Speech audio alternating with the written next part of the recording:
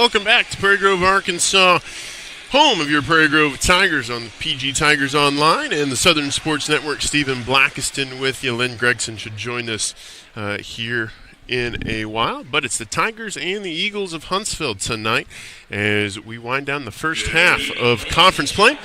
We'll pause for the national anthem and we'll join you for the starting lineups. Prairie Grove Tigers. Before tonight's festivities, if you would please stand for the Pledge of Allegiance, followed by a moment of silence. Then our Prairie Grove High School Honor Choir will sing the national anthem and the Prairie Grove High School alma mater. But first, the Pledge of Allegiance. I pledge allegiance to the flag of the United States of America and to the republic for which it stands, one nation under God, indivisible, with liberty and justice for all.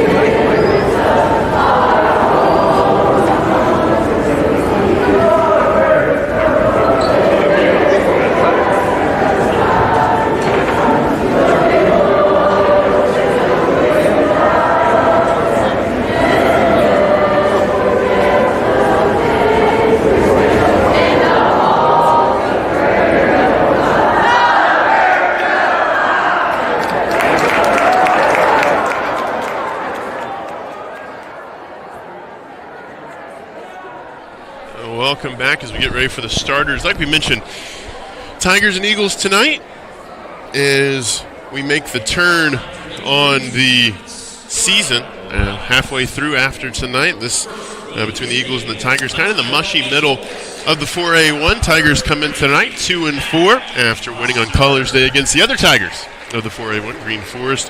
Huntsville last time out lost to fall to 3-3 in the league, so just a game ahead of Prairie Grove, so a big one tonight as we're joined now by Lynn Gregson. And Lynn, tonight should be a good contest. This, again, the first contest between these two sides, both in the middle of the conference right now, looking to position themselves for the final run. Yeah, this is for Prairie Grove. It's a real good opportunity. We're sitting here, you know, when we went into the game Friday night, there were 4 teams sitting at 1-4. That win and the loss by Huntsville, if the Lady Tigers can find a way to get a victory tonight, they're sitting at the 4 seed because they'd have the tiebreaker over Huntsville. Now, looking at the teams throughout the conference, there are so many teams. Like the top 2 are the top 2. They play tonight. Yep. Berryville, Pea Ridge. That's going to be your 1 and 2. But sitting at 3 is Shiloh. I think they're kind of separated too. Yep.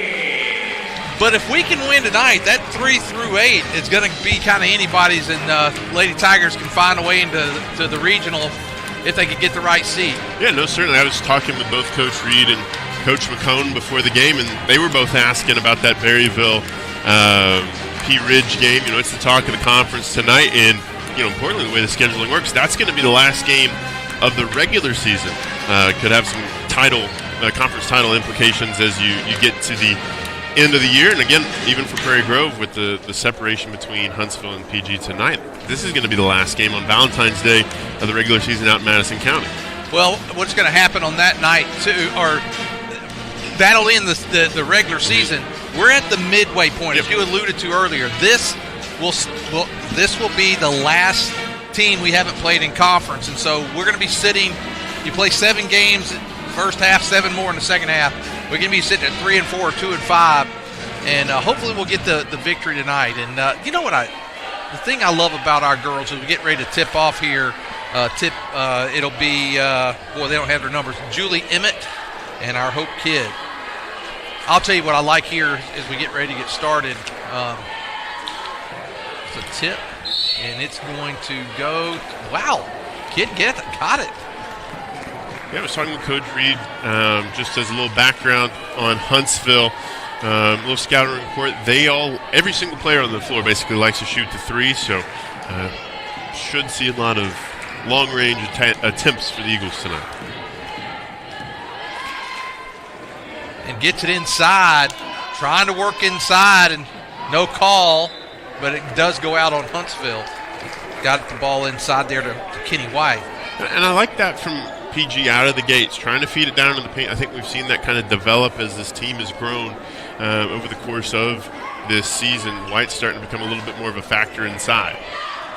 And, boy, battling there for the rebound. Oh, luckily didn't get a foul call on that, but here come the Lady Eagles.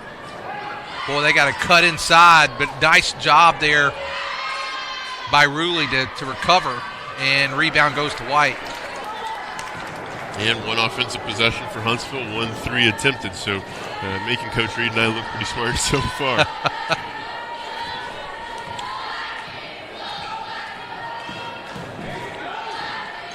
Kidd gives it up. Oh, White just lost the handle on it as Emmett will bring it down.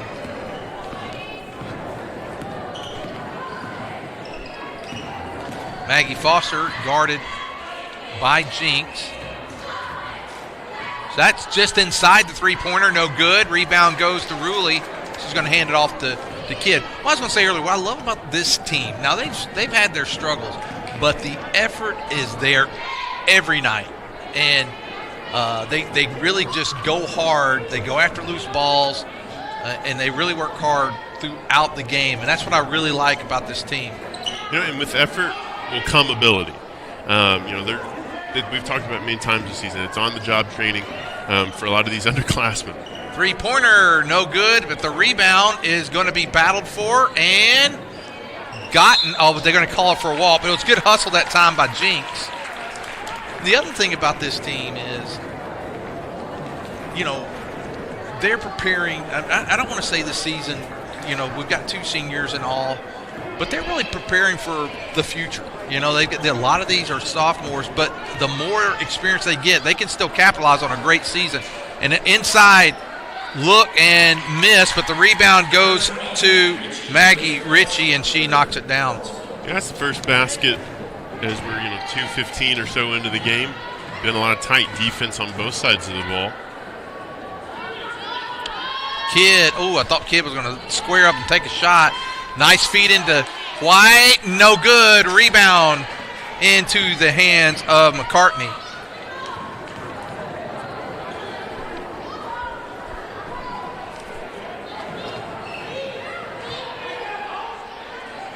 Boy, they're working it. Somebody's looking for that open shot. Man, they got him down inside. No good. I'll tell you what I'm seeing, Steven. This is a good sign. They've had 2 open shots within 2 or 3 feet, and they not just missed them, they missed them badly. So. Yeah, they're maybe not so acclimated to shooting to close range as to long range. Kidd kicks it out. There's Ruley for 3. No good. Rebound. Battled. They're going to get Jinx over the back. Maybe not. Yeah, I think they did. She was halfway around. Yeah. So I think that's going to be the first foul of the game on her and for the Tigers as we near in on halfway. Bollinger bringing it down 2-0. That's just a low-scoring affair so far. Pitcher's duel. 3 minutes and 25 seconds into the quarter. Foster gives it up to McCartney. McCartney drives, lays it up, no good. And a battle for the rebound. She's got her foot. It's a 2-pointer, no good. And this time White comes down with the rebound. Just battle there, and Huntsville's going to get the jump. Yeah, arrow going to go back to the Eagles. 2-0 still. 4:19 to go here, first quarter. Yeah, our lone scorer, Maggie Ritchie. This is, I was going to say, this is the longest 5. Man, that's the longest 5. You're right. Heck. That was more than a Mississippi. I don't even know. Yeah, I think that was, I think they were doing Tupelo, Mississippi. I was going to say. Tupelo, 1 Tupelo, Mississippi, 2 Tupelo, Mississippi. And they were putting some extra on that. But either way, you give up the jump ball, so you win the arrow back, and then you force a 5-second. We have the horn go off. I think it may have been the shot clock. So we'll reset. Yeah, I think that's what it was.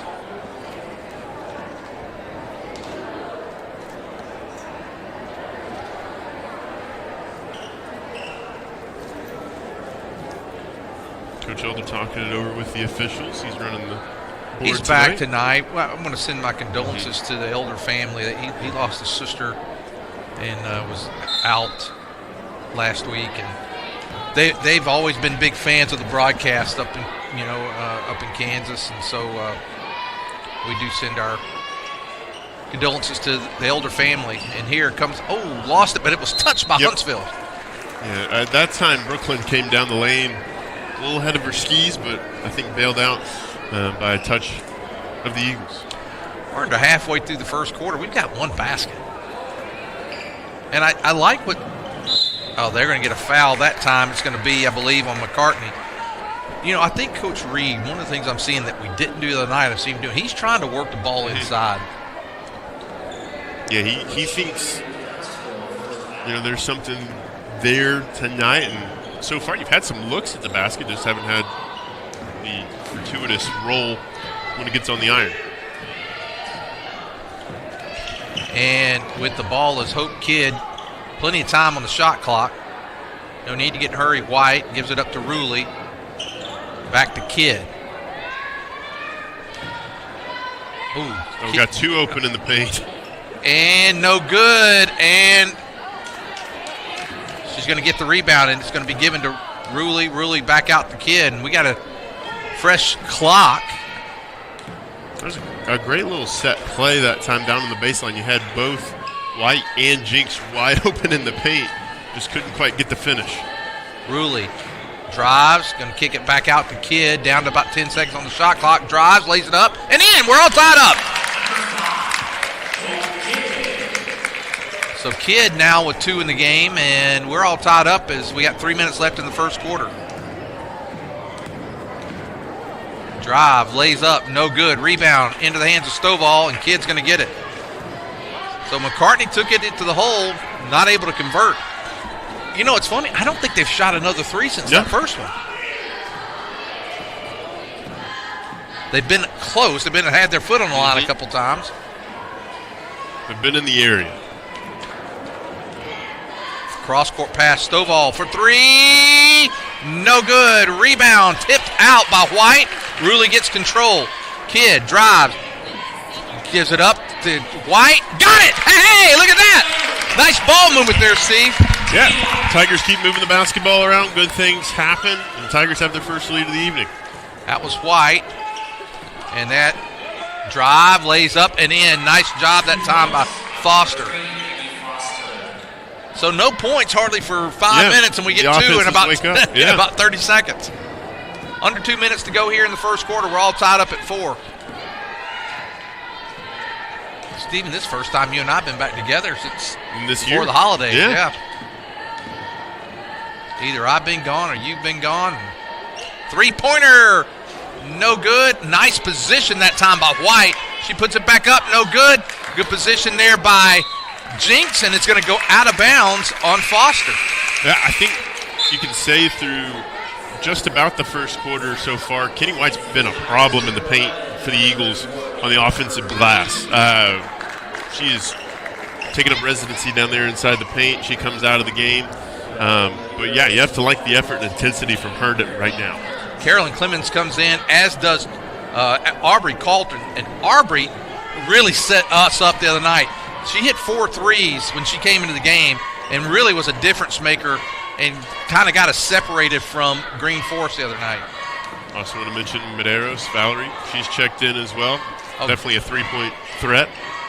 And she's very lively as she's in the game. She's not afraid to go mix it up and kicks it out. There is Carlton for three. Bottom! Starts where she left off the other night, Steven. Yeah, I mean, she was already in her shooting motion by the time the ball got to her from Hope. Yeah, she gets the three, and there she goes. Her dad comes in right about the time she nails one. No good on the shot. Nobody there to get the rebound, though. Going to go baseline. Clemens, nice job by blocking her out there. This is the three. Kidd with the board. 45 seconds to go. That's a Hall of Famer there. He should be. We should put him up. He did the. There's another three. Bottom. Look at that. Man, it is raining. Just like the other night. I mean, she came in, did the same thing. She's got two threes. Start calling her the microwave. Oh, and come right back at us with Julie Emmett. No, that was Derek Dugan that stopped by. We got 10 seconds. I'll elaborate on that in just a minute. Why not? One more. One more three. Bottom. Look at that. Yes, yes, yes, yes. Hey. And, you know, we started this game with like 2 points through half the quarter, and the last half we've almost quadrupled what we had. I mean, she comes in the game and hits three. Yeah, I got 9 points in like a minute of action. A minute and a half, and we'll stay with it. Because I was going to talk about Derek. Derek, he announced the games with me as an analyst for the first 5 or 6 seasons. We did it together. I'm telling you, he knows his basketball really well, and we had some great runs with the girls back during that time. We went all over the state in the state championship games. We did one down in Little Rock. They didn't do it at Hot Springs. I'm trying to think of the arena that we did in Little Rock. It was Simmons Bank. No. It was an old gym. I can't remember where it was. But we were up in the rafters, and we did the state championship game back whenever we could still do stuff like that. Well, it's 13-7. Stephen, what are your observations? Well, I would say a steady dose of Aubrey Carlton in the second quarter would probably be a good thing for the Tigers. 3 for 3 in that first quarter coming off the bench, right? The hot hand, and continue to keep your foot on the gas and try and make this an uncomfortable end of the half for the Huntsville Eagles. And Hope Kidd driving, she's going to kick it. No, she's going to take it to the hoop. I thought she was going to kick it out there to Carlton. Yeah, she had the option to do either. It was maybe hunting the foul down there on the baseline. Carlton drives. She's going to get called for a foul. Nice job that time by 14, Alexis Pillow.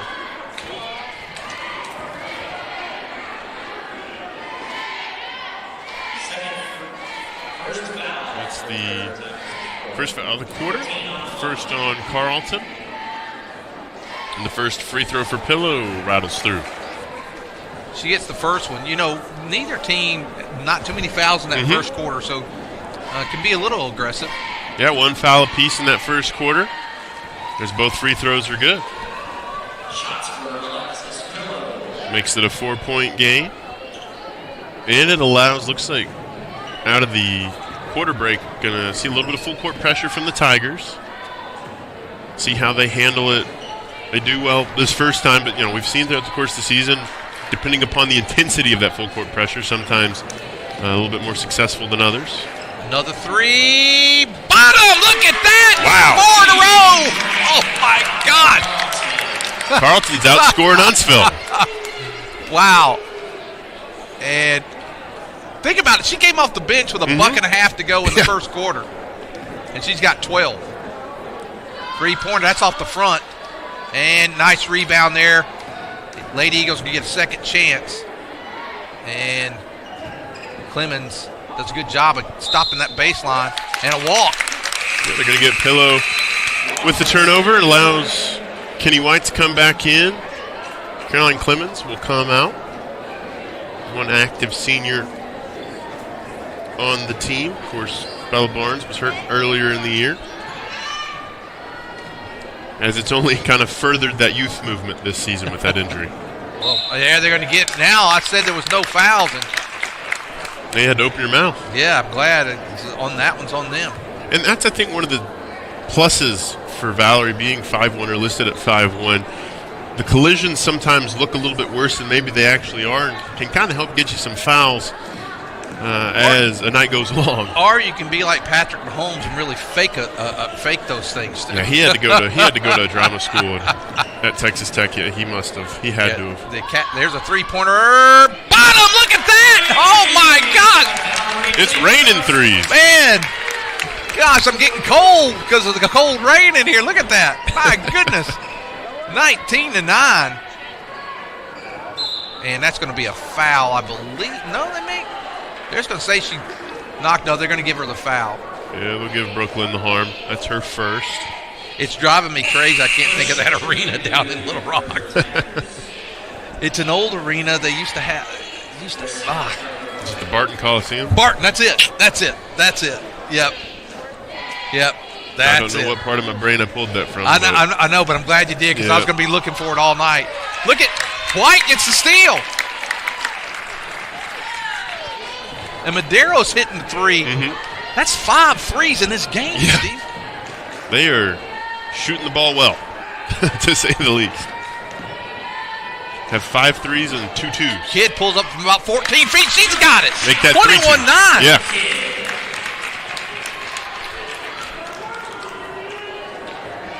And you have to wonder, you know, it's still obviously a long way to go in this game, but offensively it looks like maybe, you know, you're halfway through the season, it started to click for these sophomores out on the floor. They're starting to, you know, get that confidence. Yeah, she was out of bounds. Yes, you can't do that. Look at I just can't get over what's happened. You know, we didn't score till about 3 minutes ago in the first. And almost a full quarter play now. Since that time, we've scored 21 points. And Coach Reed going to take Carlton out? I thought it was so timely. She drains a three, and her dad steps right in front of us, and then he's been sitting here enjoying his daughter knocking it out. There's Medeiros for another three. Bottom! Good! Wow! 6 and a half. Oh! Wow!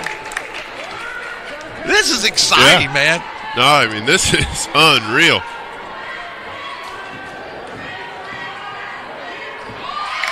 And there we go. Stephen, what? If you sent me a text saying, "Are you almost here?" Yep. If you'd have sent me a text saying, "Hey, it's 24-9," I would have said, "Who?" No, the Tigers have landed some haymakers in this first quarter and a half. This time, Kidd kicks it out again. Medeiros for three, this time off the mark. But look at who's there to clean it up. Oh! Oh, man, White was there, got a good look at it, just not able to convert. Yeah, maybe just a little more finesse, a little more touch on that shot. Long three, no good, but White's there for the rebound. And that's the thing, if Huntsville's going to settle for a deep three, you're going to have that opportunity down in the paint to, crash the boards as Coach Reed wants to take time out, maybe just settle the troops just a little bit. It's going to take 30 seconds. If you think about it, the one thing that the 15-point lead, I'm glad we have it. The comfortable part is if Huntsville's a three-point shooting team and they get hot, that can erase quickly. It can evaporate like summer rain. Wow. What do we got, 6 threes? Yep, 6 threes and a half. That's got to be some kind of record or close to it. I'd say in the last 5 years, we had some so back in the mid-teens, we had a couple of twins that would do that. The Harton twins, boy, I think one of them hit, I want to say 9 one time in a game. Wow. Yeah. Feel bad for whoever they were playing that night. Matter of fact, their senior year was the first year of this arena, which was the 2015-16 season. So this is actually our 10th year there's a three-pointer. No good. Rebound goes into the hands of Pillow.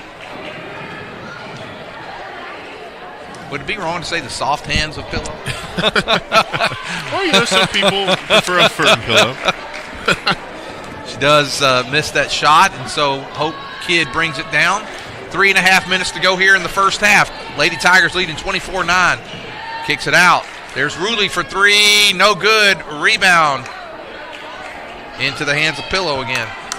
Now, the thing I want to see out of PG is, the hot start from behind the arc has been great, but traditionally this year that's not been what's gotten you there. Basket by number 14.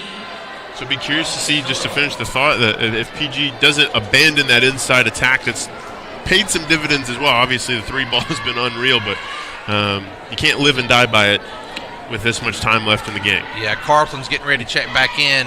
I thought Medeiros could have gotten a charge there, and now White to go to the line as there's a foul on Foster. I mean, she was in good position. She hit the floor. I don't think it was a flop. And she takes a spill and doesn't get the call. Yeah, and I mentioned it earlier where she got drew the Huntsville harm on the other side. That might be a situation where, that size kind of goes against you. When you are just physically smaller than the person down there, they're going to be looking for you to sell that a little bit maybe more than normal. Well, she makes the first free throw, Kenny White, with the second one. She's got 3 in the game, and here's the second one. She gets, it rolls out, 25-11. And they're trying to come down quick this time. Three-pointer on the way, air ball, and Lady Tigers will get possession. 2:39 to go first half. Yeah, the Tigers continuing to weather this 3-ball storm. I imagine, when you play on your home floor, you kind of find your spot. I imagine over in that Huntsville arena, some of these might drop. Mm-hmm. And, of course, that's where conference tournament will be here in maybe half a month or so. Oh, turnover there. Kidd looking for Ruley on a break. Nice. Ooh. That might not be a bad foul. Mm-hmm. Wasn't the hardest foul I think you'll see tonight, but effective. We'll find out. Kristen Miller on the line. I'd like to see us run a little bit of clock down the stretch here this half. And first free throw, got it. Historically, free throw shooting, Huntsville, both boys and girls, they're typically really good. Just in general, really good basketball school, both on the boys and girls side of things. Of course, have that pretty much brand spanking new arena.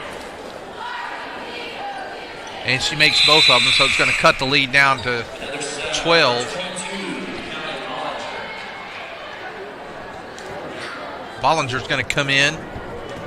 And we're down to almost a 2-minute mark here in the first half. Want to keep this double-digit lead if we can, Stephen. Yeah, certainly. Somebody needs to come out and help her.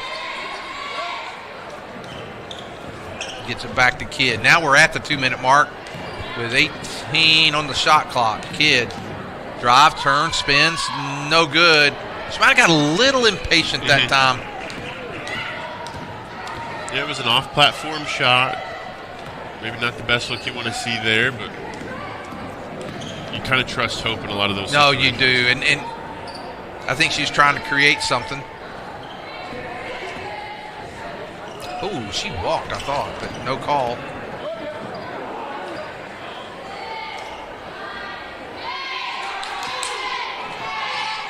Oh, no, we had a little mix-up. No, man. She got that basket right with about 5 seconds left on the shot clock. Yeah, that's an exceptionally tough one to give up. You play a great defensive stand, and then you just let it slip through right at the very bitter end. That 15-point lead now down to 10. And Carlton drives, pulls up, shot on the way, no good. And we're going to get a foul. That's going to be 4, so they may, well, we're only under a minute now, so. We'll get it to Kenny. That's her first. So 10-point lead with the Lady Eagles a chance to knock it back down to single digits. Let's play some defense here, girls.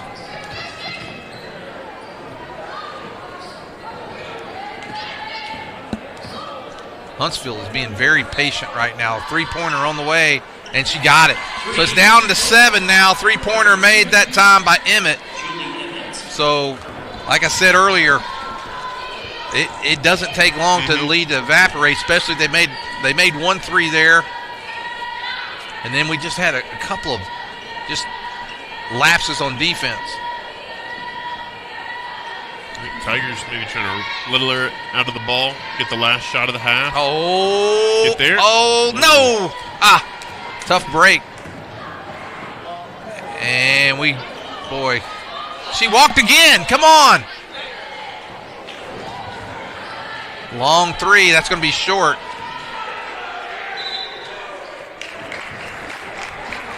Wow. No, there was just a hair on that trigger.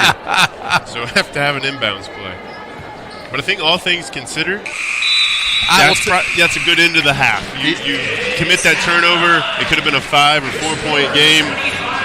You keep them out of the basket. Yeah, it's 25-18. Lady Tigers had a 15-point lead, 24-9. Since that time, the Lady Eagles outscored Prairie Grove 9-1. So we go in, we still got a lead at half, Stephen. We'll take a break. We'll be back. Well, let's talk about the scoring. We've got Carlton with 12. She's got 12. Kidd has 4. White has 3. And Medeiros has 6. And the leading scorer for the Lady Eagles is Julie Emmett, who has 6. Well, let's take 8 minutes, and we'll come back for the second half.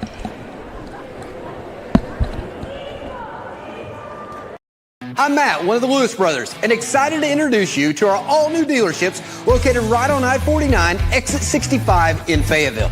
The dealership is 100% focused around the customer experience, including the all-new Quick Lane Service Department, where no appointment is necessary. Just pull into the service drive, get checked in for service, and in addition, receive a free alignment check and a complimentary car wash. And enjoy our state-of-the-art waiting room. Come see it for yourself today in Fayetteville. Our Best Bank believes in the power of serving others. That's why we're committed to working with and supporting those who serve our communities. From the ones growing our food, to those putting it on everyone's plate.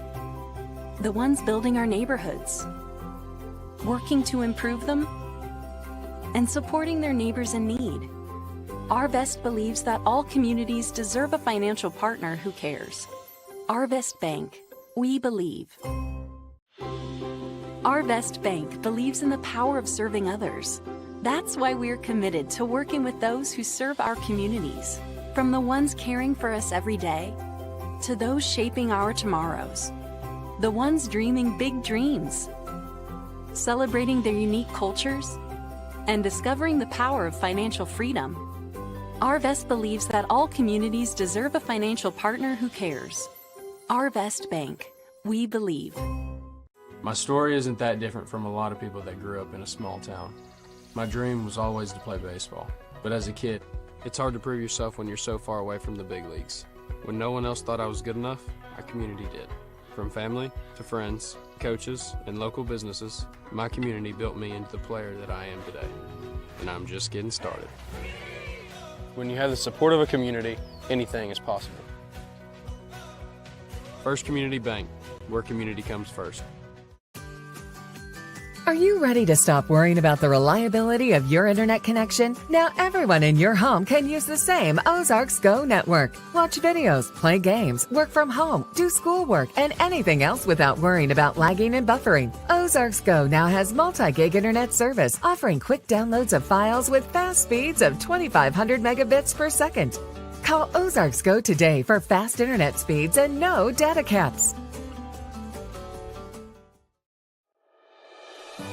There's no place like home. Whether you live in Oklahoma, Arkansas, or Missouri, Realty Mart USA is your go-to real estate company for residential, commercial, agricultural, or land.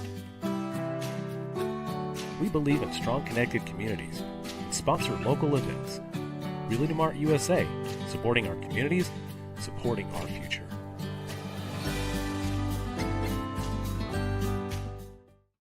I'm Shelby, one of the Lewis brothers, and excited to introduce to you our all-new dealerships located on I-49, exit 65, right here in Fayetteville. The dealership is 100% focused around the customer experience, including our all-new quick lane service department, where there's no appointment necessary for an oil change. It's easy, just pull into the service drive, get checked in for your service and a free alignment check, and a complimentary car wash. Stop by today and check it out for yourself, exit 65, right here in Fayetteville. Don't get benched by slow internet. Team up with Zing Broadband by PG Telco and experience the agility and reliability that you need to stay in the game. Zing Broadband proudly supports the Prairie Grove, Lincoln, and Farmington schools. We wish all of our athletes success this school year. I'm Matt, one of the Lewis brothers, and excited to introduce you to our all-new dealerships located right on I-49, exit 65 in Fayetteville. The dealership is 100% focused around the customer experience, including the all-new quick lane service department, where no appointment is necessary. Just pull into the service drive, get checked in for service, and in addition, receive a free alignment check and a complimentary car wash. And enjoy our state-of-the-art waiting room. Come see it for yourself today in Fayetteville. Arvest Bank believes in the power of serving others. That's why we're committed to working with and supporting those who serve our communities.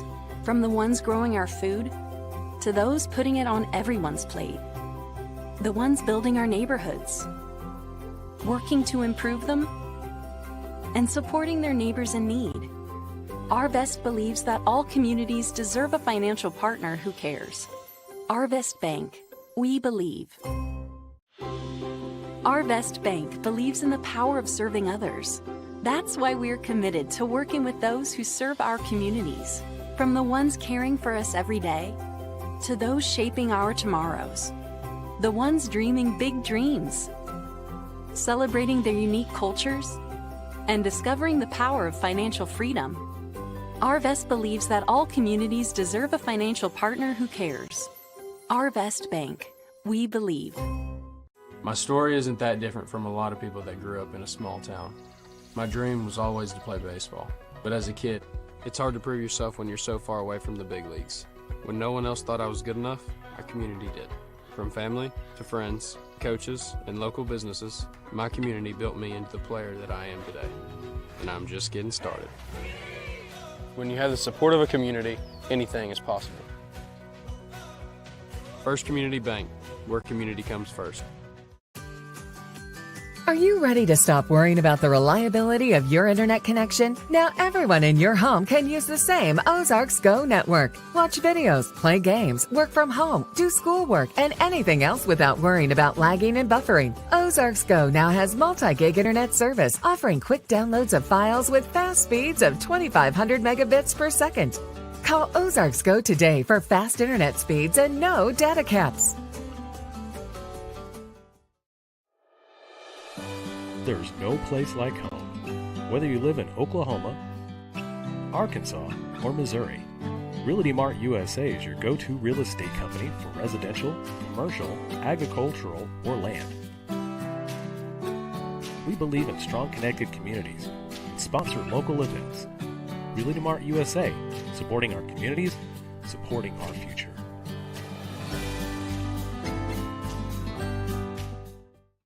I'm Shelby, one of the Lewis brothers, and excited to introduce to you our all-new dealerships located on I-49, exit 65, right here in Fayetteville. The dealership is 100% focused around the customer experience, including our all-new quick lane service department, where there's no appointment necessary for an oil change.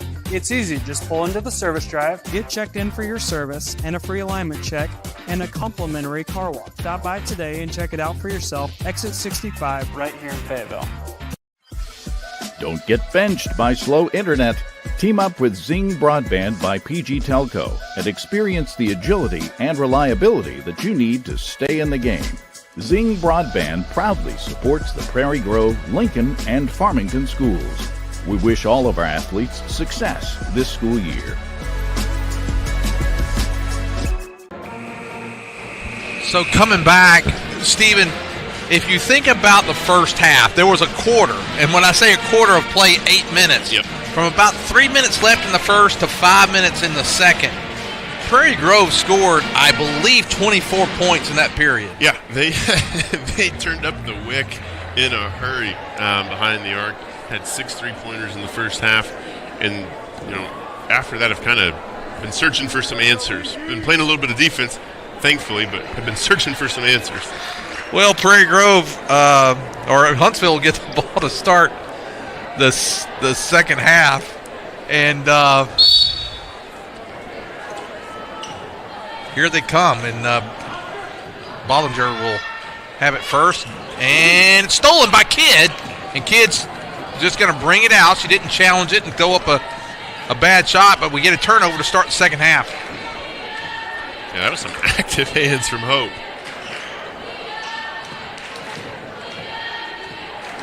Kenny White with the ball at the top of the key. Hope Kidd. Plenty of time on the shot clock. No need to get in a hurry. She takes a three. No good. Rebound goes into the hands of Julie Emmett. And now into Bollinger, and she'll bring it down. Well, they quickly get it down to McCartan. Three-pointer. She's been hot. Emmett gets another one. I told you, if you're a three-point shooting team, you can get back in it quick. You're going to get yours eventually. And we have a ball game once again here in Prairie Grove. Yeah, Emmett now with 9 points in the game, 25-21. I was going to say, found out over halftime we're being watched in Madison County as well. So we welcome in all those viewers as well. Well, I'm going to go ahead and tell the folks in Madison County, if our announcing sounds one-sided, just look at the name on the YouTube channel. You can see the big tiger there. No. Three-pointer, no good, in and out. But look at that rebound. Up, Stovall, up, no good. Rebound by White, and she's fouled. Well, we got 3 chances. That's good. I have a lot of respect for the Huntsville program. I mean, over the years, and, man, I'm starting to show my age, but I remember the great run that their girls had winning in 08. Their boys winning in 07. There's the first one made by White. She's 2 of 3 from the line. But the 08 girls team, a lot of those girls played in 07, and they lost surprisingly in the first round of regionals.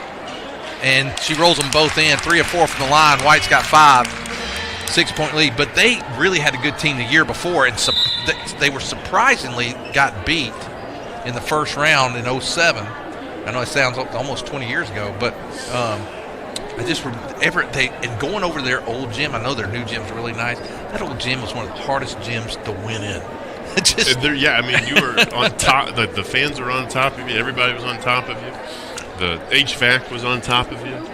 No, it was a madhouse in Madison County. That's for sure. And I'm wondering. It seems like something's going on with the shot clock tonight.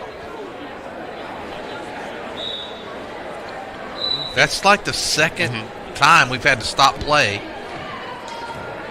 Back to a 6-point lead for the Lady Tigers, 27-21. Looking to get inside, knocked away by Stovall. And I like it that time from Stovall. Got the hands up. Her eyes might have been closed that time, but the hands were up and it deflected it away.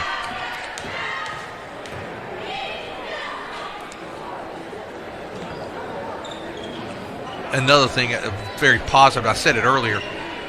And there's 3-pointer by Ruley, no good. And look at that hustle by Hope Kidd. Ooh, trying to clear a little space, yeah, too. she is, and gets it inside to White. Nice feed. White's going to get to the line again. Yeah.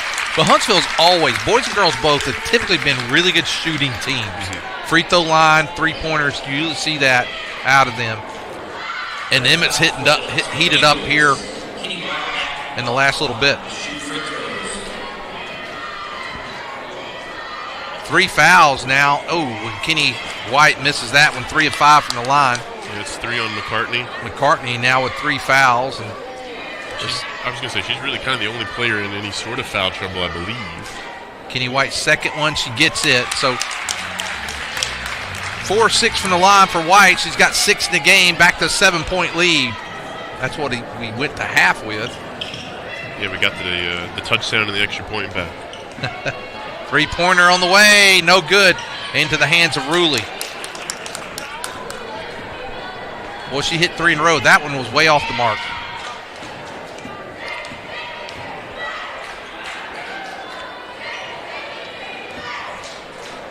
Hope Kidd. Nice little pick and roll there. Good. That's a great execution right there, Stephen. That's perfect execution. And that's the thing, I've been sitting here thinking about this tonight. Lexi Henry was kind of the quote-unquote star on last year's team. Hope Kidd in a lot of ways is the quote-unquote star on this year's team. The big difference, I think, between Hope and Lexi, Hope has great ball vision in terms of distribution. She can get those assists, rack it up, be unselfish, and get her teammates involved. I think Lexi had a lot of those same attributes. Oh, wow. And Hope, we brag on her a minute, and she gets a turnover. But look at that good defense. Doesn't get a foul, and the Lady Tigers going to come up with it. So we survived that turnover. But I was going to say, Lexi Henry had a lot of those same attributes. What? On Hope? Oh, Man. If you're going to give that up, at least get your money's worth. Well, I can't get the sentence out either. Mm-hmm. She has a lot of those same attributes that the play keeps getting it. But she has a lot of that. And but I think you're right. The one difference, too, is I like the way the execution of that last play. Almost textbook. And the rebound. We survive all of that and have a chance now to go back up double digits. And she's got Stovall wide open in the corner. Knocked away that time by Foster. Hubbard making a play down there. He was mid-conversation, caught that off the bounce. Have to pay attention if you're going to sit in the front row over there.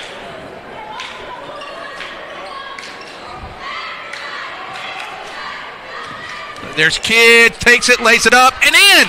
Back to an 11-point lead. They started off this quarter with a 3-pointer, cut it to 4. Lady Tigers back up to 11. And it's not come at the 3-point line. It's come on design plays, cuts to the basket, kind of the bread and butter. And puts it back up and in. Nice job that time by Maggie Ritchie. And that's a big answer for Huntsville, trying to maintain touching distance as we get closer to the fourth quarter. Oh, and Kidd. Oh, turnover there. 32-23. Kenny White trying to get back in time. And a nice defense by the Lady Tigers. Both Stovall, White, and Jinx all get back. Yeah. Carlton's going to come in. Let's hope. Yeah. If it's, second verse, same as the first. 3 minutes, 27 seconds to go. 32-23. Clemens also checks in. The only senior that can play right now is Bella Barnes is out with injury. And looks like they're trying to set a play there for Kidd.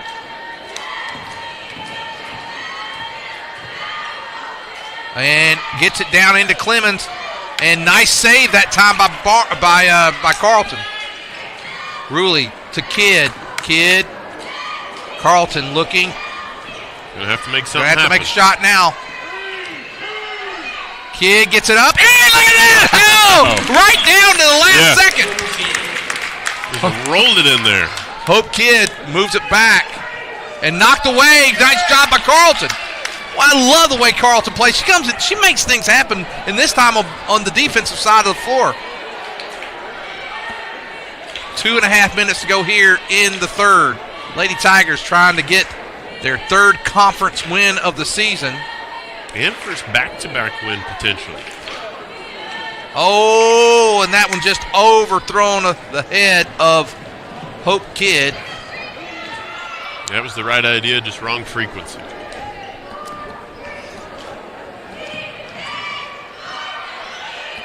Nice defense right now by the Lady Tigers. Three-pointer and over the back. No call, but we got the rebound. We'll take it. Under 2 minutes to go now, third quarter. Let's get this to a 13-point lead, ladies. Maybe 14. Hit a three. Clemens back to Ruley.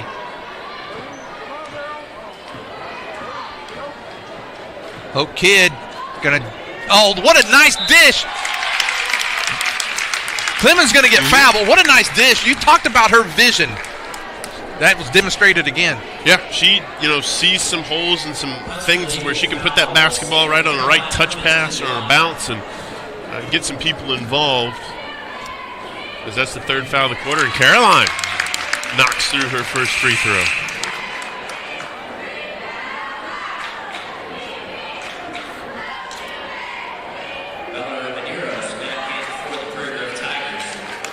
Medeiros checks in.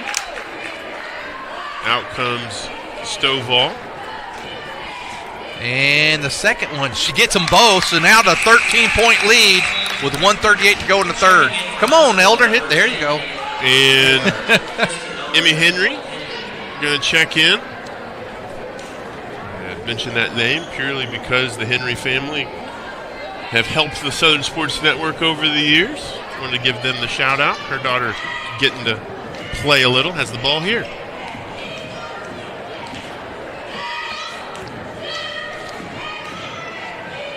Lady Tigers doing a nice job defensively, making them work.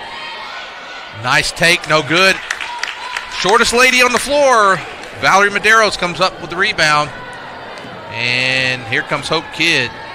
And she just finds a way to get those rebounds down among the trees. Ruley, with about a 16-footer there, didn't go in. We're down to a minute to go here in the third. And overthrown. Wow. Maggie Foster. Put extra mustard on that. Yeah, she did. Kind of looked like one of the passes last night from your boy from Fairhope, Alabama. Hey, he's one of your own. Yeah. No. We used to play them for the blue and gold trophy. Both teams blue and gold. Oh, boy. 55 seconds to go here. Third quarter. Lady Tigers did a nice job of recovering because they got that thing down to 4. Mm-hmm. Now back up to 13. Kidd, roll, no good. Rebound by Clemens. Up and in. Back to the largest lead of the game with 40 seconds to go in the third. A 15-point lead. Come on, play defense. There's Henry. And I thought she was going to take that three. And there's a nice two. You don't see that mid-range jumper much anymore. Now a long three. Got it. Wow. Maggie Foster gets three, cuts it back to 12. 10 seconds. Third quarter. Tigers will have an opportunity to get the last one. Three-pointer from Hope Kidd. No good. And, I'm glad they didn't get a call. I thought there's a lot going on there. There was a lot happening. Well, no call, no fouls. 3 quarters of play. Lady Tigers 38. Lady Eagles 26. Back for the fourth quarter after this. Don't get benched by slow internet. Team up with Zing Broadband by PG Telco and experience the agility and reliability that you need to stay in the game. Zing Broadband proudly supports the Prairie Grove, Lincoln, and Farmington schools. We wish all of our athletes success this school year.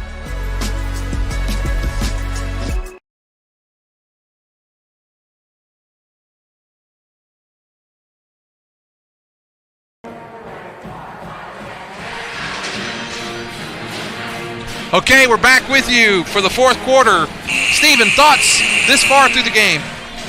We talked about it in the ending of the first, the beginning of the second. The 3-ball came alive for the Tigers, but I love the effort to stick to what you know, get down in the paint, get some high percentage looks, finish at the basket, and earn some trips to the free throw line. And that's been the story, I think, of that third quarter for Prairie Grove, is the offense in the painted areas come alive, consistent shots.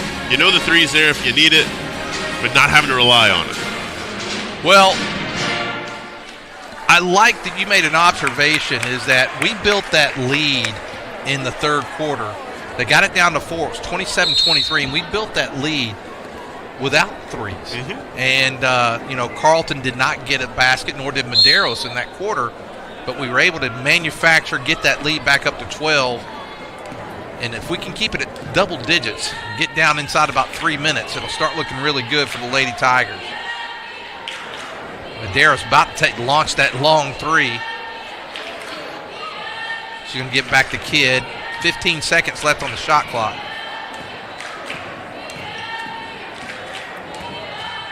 Turn, spin for Kidd. No good. Rebound. Going to be a tie-up.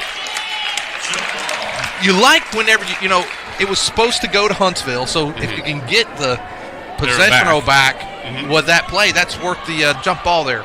Certainly is, and don't hate that opening possession. You try and get some stuff going down in that painted area, but come up just a hair short.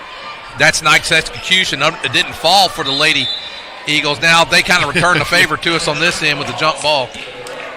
That was good execution, but the ball didn't fall for them. That's been the story, I think, of the night for Huntsville. They just have not had a good shooting night. And it reminds me of a couple years ago when Huntsville came here to PG in the 22 season, where we go on to have a third-place finish in the conference, and Huntsville came in our arena and knocked us off that night. Just couldn't hit anything. And that's going to happen in basketball sometimes. Well, the ball goes out of bounds on Huntsville, so Prairie Grove get another chance. Somebody's got to bring it in. Kid's going to do it. We better get some movement going. We're going to get a 5-second call. And gets it into White. It's a good thing they're adding the Tupelo to the Mississippi, I think, tonight.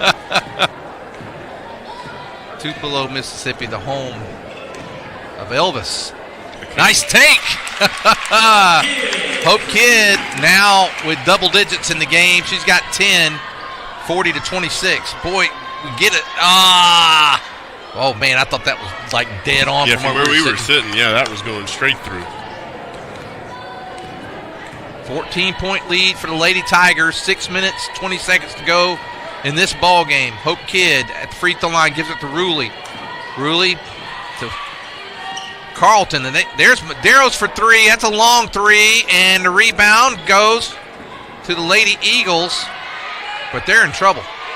You need some help. That pivot foot's doing. That pivot foot was not what it's supposed to be doing. Well, that's a reach in. We're lucky. They found a wide open Kristen Miller. And back to a 12-point lead. They're going to take a full timeout. We're going to take it with them. 5:54 to go in the game. Lady Tigers up by 12.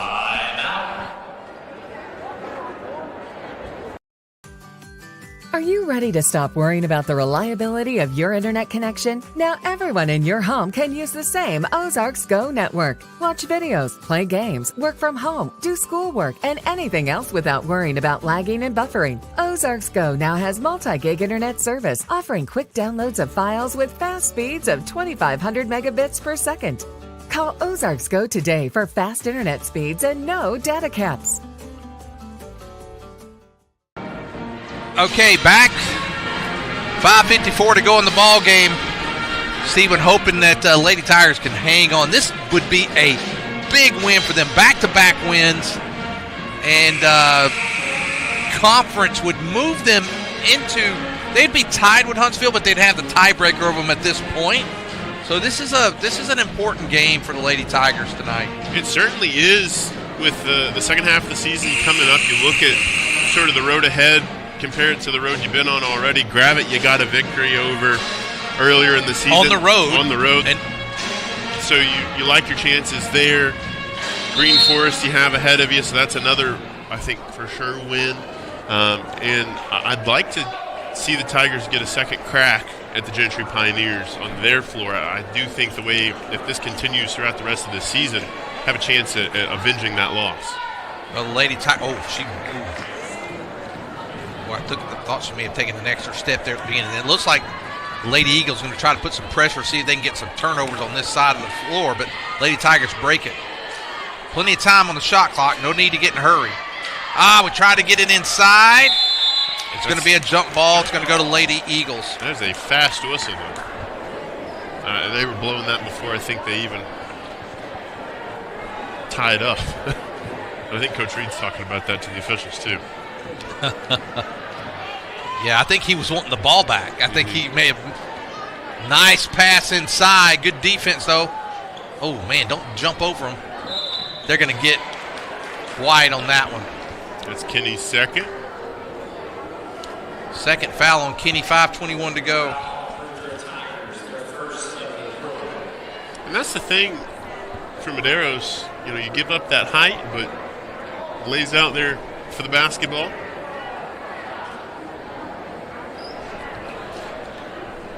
So the Abshers.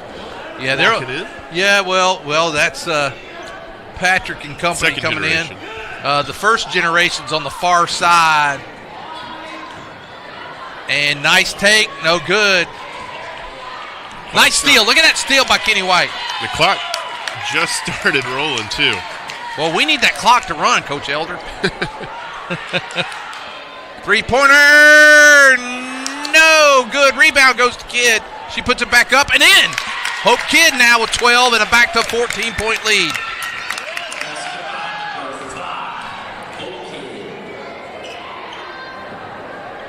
Every time we go up by like 12 or 14 or something, or they do something, on the offensive end, they're going to get a foul. That's another one on White. She's got 3. Yeah, so she'll join Huntsville's Brooklyn McCartney, with 3 apiece.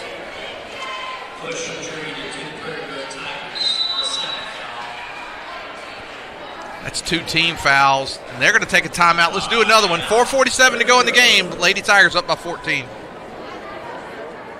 Full 60-second timeout. I'm Shelby, one of the Lewis brothers, and excited to introduce to you our all-new dealerships located on I-49, exit 65, right here in Fayetteville. The dealership is 100% focused around the customer experience, including our all-new quick lane service department, where there's no appointment necessary for an oil change. It's easy, just pull into the service drive, get checked in for your service and a free alignment check, and a complimentary car wash. Stop by today and check it out for yourself. Exit 65 right here in Fayetteville. My headset bobbling around over here. I feel like the receiver from the Baltimore Ravens. That's a toughie. Oh. That was a tough loss. Yeah. I think for old Mark Andrews, he got a little bit of undue hate there because let's, put on the tinfoil hats and say he catches the 2-point conversion. You still gave Josh Allen and the Buffalo Bills 90 seconds to get in the field goal range. Or to throw an interception. Also true. He's known to do that a time or 2. So at the line is going to be Julie Emmett. Emmett's got 9 in the game. And I think all of her points have come from three-point land to this point. So she's trying to get her first free throw of the game. It goes up, and she knocks it down. Get it back to 12 at the stripe on this attempt. And she misses the second one. Nice rebound by White. It's a 13-point lead. 4 minutes and 40 seconds to go in the game. Whoa, come on. That was a high dribble. Somebody needs to help her. Ooh. Was that Hey, no whistle, no turnover, no harm. Now that is a foul. That's going to be the first of the quarter, and it's going to be on They were Julie talking Emmett. about before the game, Coach Reed and Coach McCone talking about, girls wrestling. I think Huntsville's recently started a wrestling program. Looked a little bit like a move you'd see on the wrestling mat. Apparently that's a big thing in Oklahoma, according to Coach Reed. Of course, comes to us from the Sooner State. Well, those are 2 quick fouls picked up. That one's going to be on Maggie Foster. Boy, we would love to get us in the bonus down the stretch here. Yeah, it could be significant for the Tigers. 4:26 to go in the game. Been like the longest minute, man. Somebody's got to get up. Going to have to call timeout. Oh, boy, I thought we were going to call timeout there for a moment. Medeiros with the ball.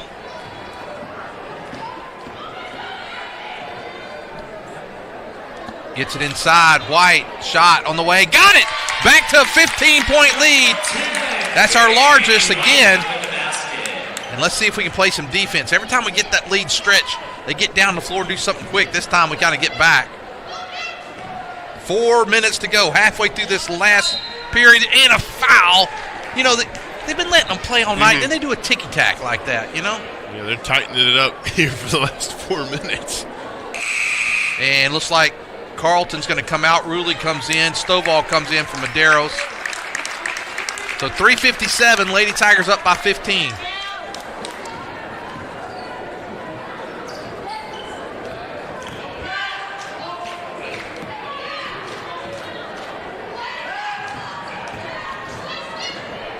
Three-pointer on the way. No good. No, oh, wow. That's going to be White again. That's going to be 4 on her. And she's been a very oh, no, they're going to give it to Ruley. Okay. That's not now, the worst thing in the world. There's something that can play against us. We got 4 fouls. They're in the bonus the rest of the quarter. And that was something we saw. I saw Friday. I was watching a little bit of the game that you and Drew did.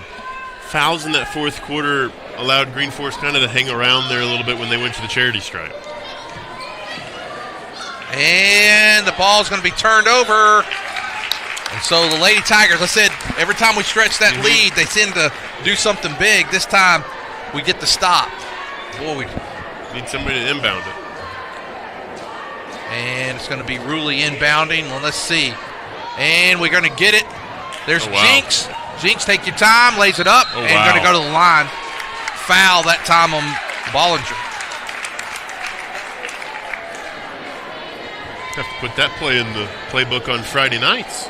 A slot fade to the far receiver. Seen him looking across the way, see if Coach Chapter saw that. Free throw, got it. So Jinx gets her first point of the game from the free line. It's a 16-point lead. And now we have stretched it to the largest lead we've had the entire night. And can she make it 17? She does. So 17-point lead, 3.5 to go. Start that clock, Coach. and the thing is, you know, talking about the clock, it becomes even more of a factor because, you know, there's only X number of possessions left in this game. And that time,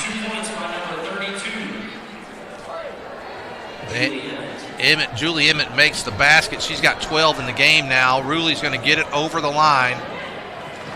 There's Emmett in her pocket going across. And Hope Kidd. And now another foul. So now both teams are in the bonus the rest of the way. Now the bad thing for us, if we foul them, they can score with the clock stop. But we're down to about 3 minutes here with a 15-point lead. You can keep that double-digit lead and get it under 2, another minute. There, look at that, right inside, no good. Don't foul down there. Get it out. There, Kids got it. And you got a fresh 35. You got a fresh 35. Go run it off. That's what I say. Just take the air out of the basketball. Yep. Kidd now moving around the arc there. She gets it over to Stovall. Stovall, long three is going to be short. And don't go over the back. Boy, I'd like to see us run a little more clock there. Boy, they're taking some extra steps. I guess the NBA does it. Guess they'll let girls basketball do it. Long cross-court pass. They're running the clock off for us. But we're doing it with good defense. Shot on the way, no good. Rebound over the back. Now we're going to go free throws and beat Kenny White with 2:10 to go. And that is big for the Tigers. 5.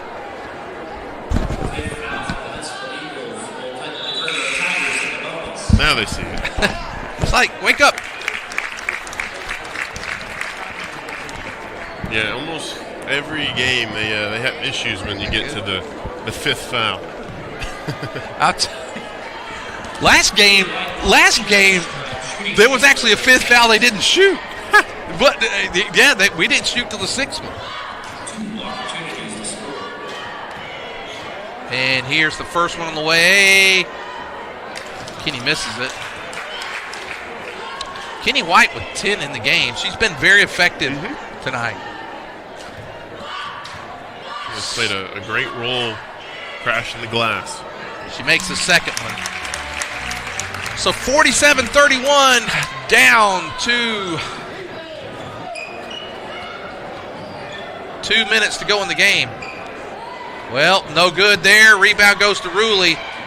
Starting to look like the Lady Tigers are going to wrap up this second straight win. I don't want to jinx it. 1:45, 23 seconds on the shot clock. You can burn clock here, ladies. Make them foul you. 15 seconds. No need to hurry. No need to hurry. And there's a battle for it. Arrow's going to go back to the Tigers. Now, I think there's we get a new fresh 35. It's not like in college where they set it down to a 20. Yeah, I like this. Now what you need to do is just burn the clock. Go stand on the eye over here of the Tiger and let it run. And they're going to get it into Ruley.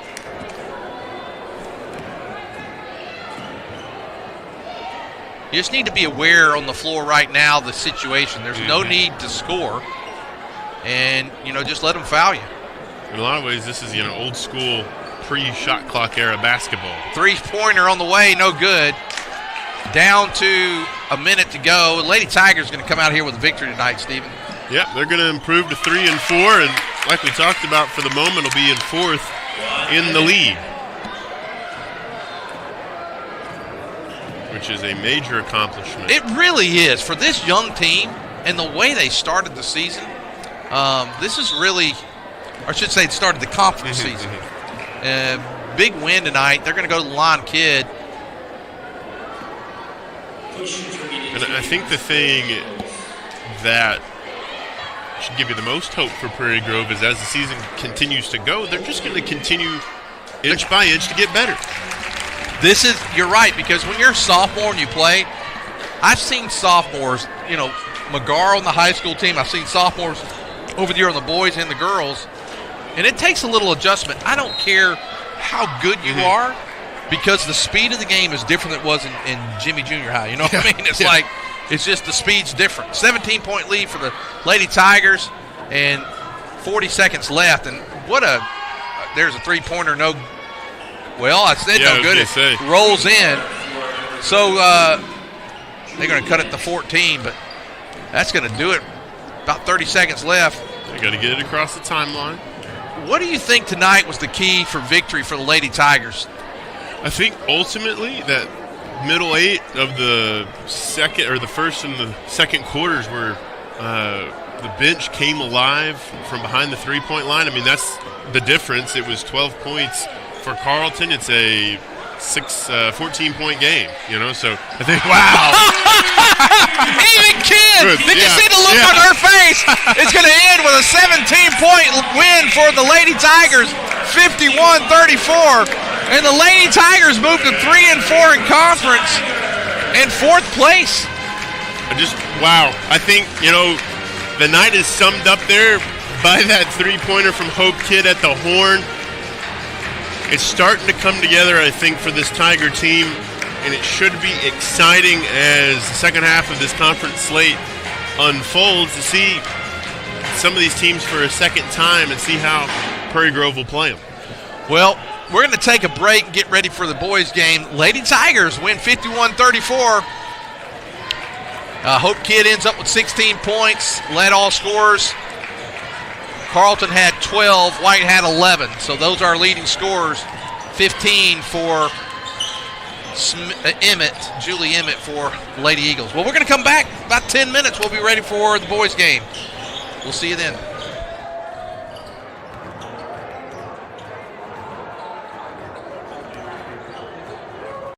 I'm Matt, one of the Lewis brothers, and excited to introduce you to our all-new dealerships located right on I-49, exit 65 in Fayetteville.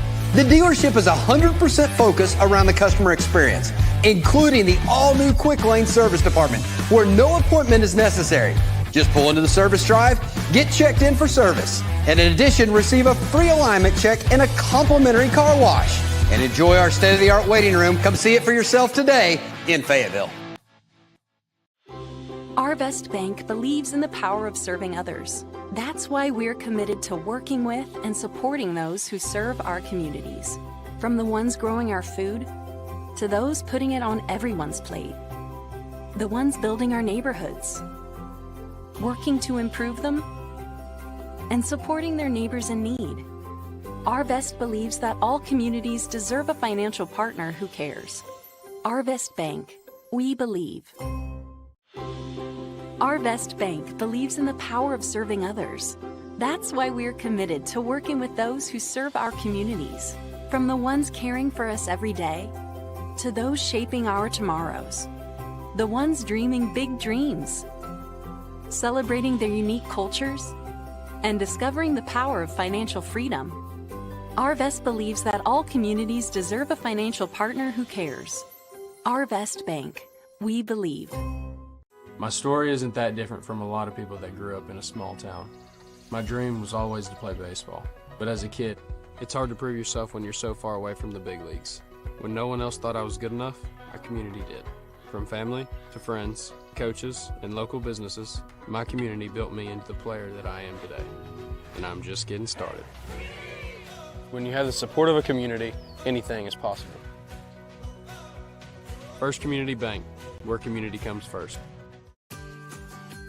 Are you ready to stop worrying about the reliability of your internet connection? Now everyone in your home can use the same Ozarks Go network. Watch videos, play games, work from home, do schoolwork, and anything else without worrying about lagging and buffering. Ozarks Go now has multi-gig internet service, offering quick downloads of files with fast speeds of 2,500 megabits per second.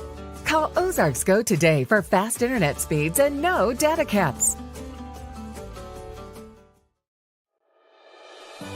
There's no place like home. Whether you live in Oklahoma, Arkansas, or Missouri, Realty Mart USA is your go-to real estate company for residential, commercial, agricultural, or land. We believe in strong connected communities and sponsor local events. Realty Mart USA, supporting our communities, supporting our future.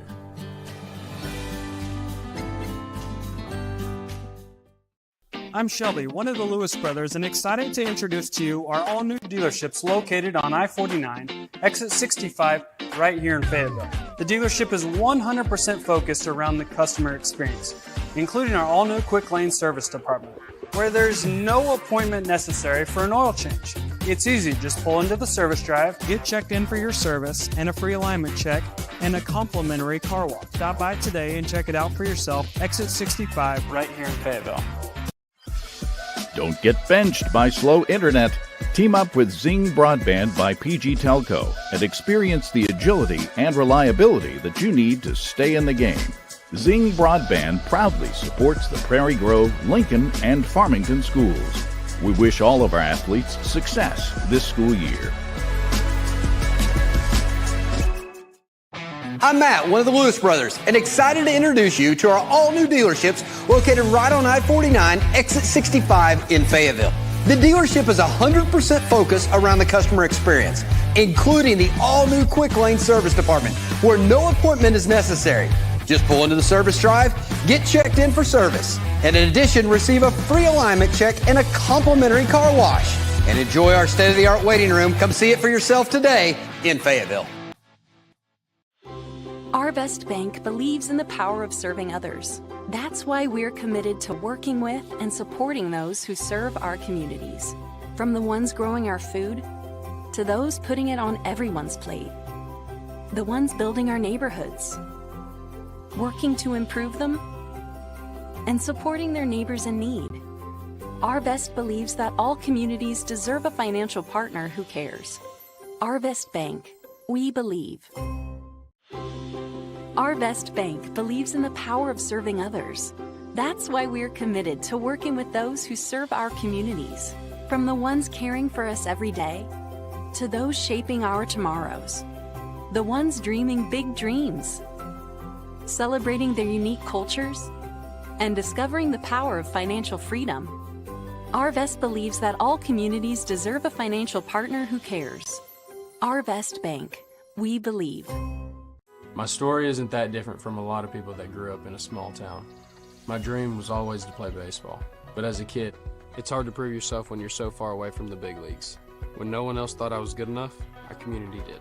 From family to friends, coaches, and local businesses, my community built me into the player that I am today. And I'm just getting started. When you have the support of a community, anything is possible. First Community Bank, where community comes first. Are you ready to stop worrying about the reliability of your internet connection? Now everyone in your home can use the same Ozarks Go network. Watch videos, play games, work from home, do schoolwork, and anything else without worrying about lagging and buffering. Ozarks Go now has multi-gig internet service, offering quick downloads of files with fast speeds of 2,500 megabits per second. Call Ozarks Go today for fast internet speeds and no data caps. There's no place like home. Whether you live in Oklahoma, Arkansas, or Missouri, Realty Mart USA is your go-to real estate company for residential, commercial, agricultural, or land. We believe in strong connected communities and sponsor local events. Realty Mart USA, supporting our communities, supporting our future.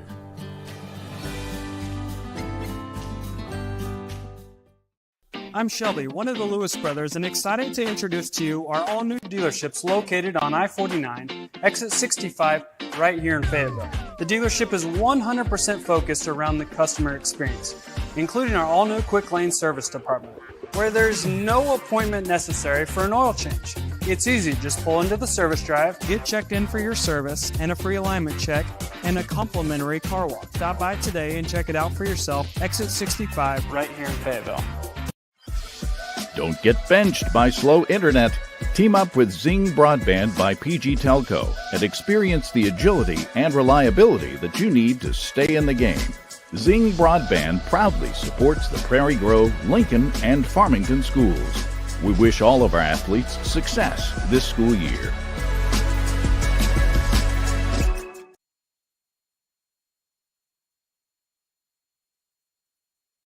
I'm Matt, one of the Lewis brothers, and excited to introduce you to our all-new dealerships located right on I-49, exit 65 in Fayetteville.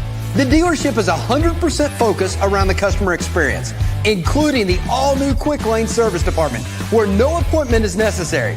Just pull into the service drive, get checked in for service, and in addition, receive a free alignment check and a complimentary car wash. And enjoy our state-of-the-art waiting room. Come see it for yourself today in Fayetteville. There's no place like home. Whether you live in Oklahoma, Arkansas, or Missouri, Realty Mart USA is your go-to real estate company for residential, commercial, agricultural, or land. We believe in strong connected communities and sponsor local events. Realty Mart USA, supporting our communities, supporting our future.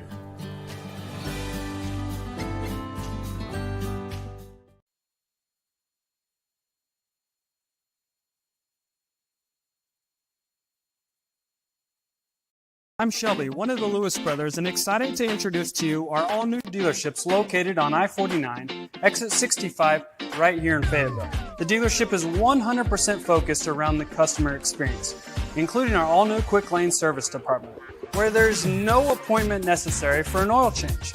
It's easy, just pull into the service drive, get checked in for your service and a free alignment check, and a complimentary car wash. Stop by today and check it out for yourself, exit 65, right here in Fayetteville. Don't get benched by slow internet.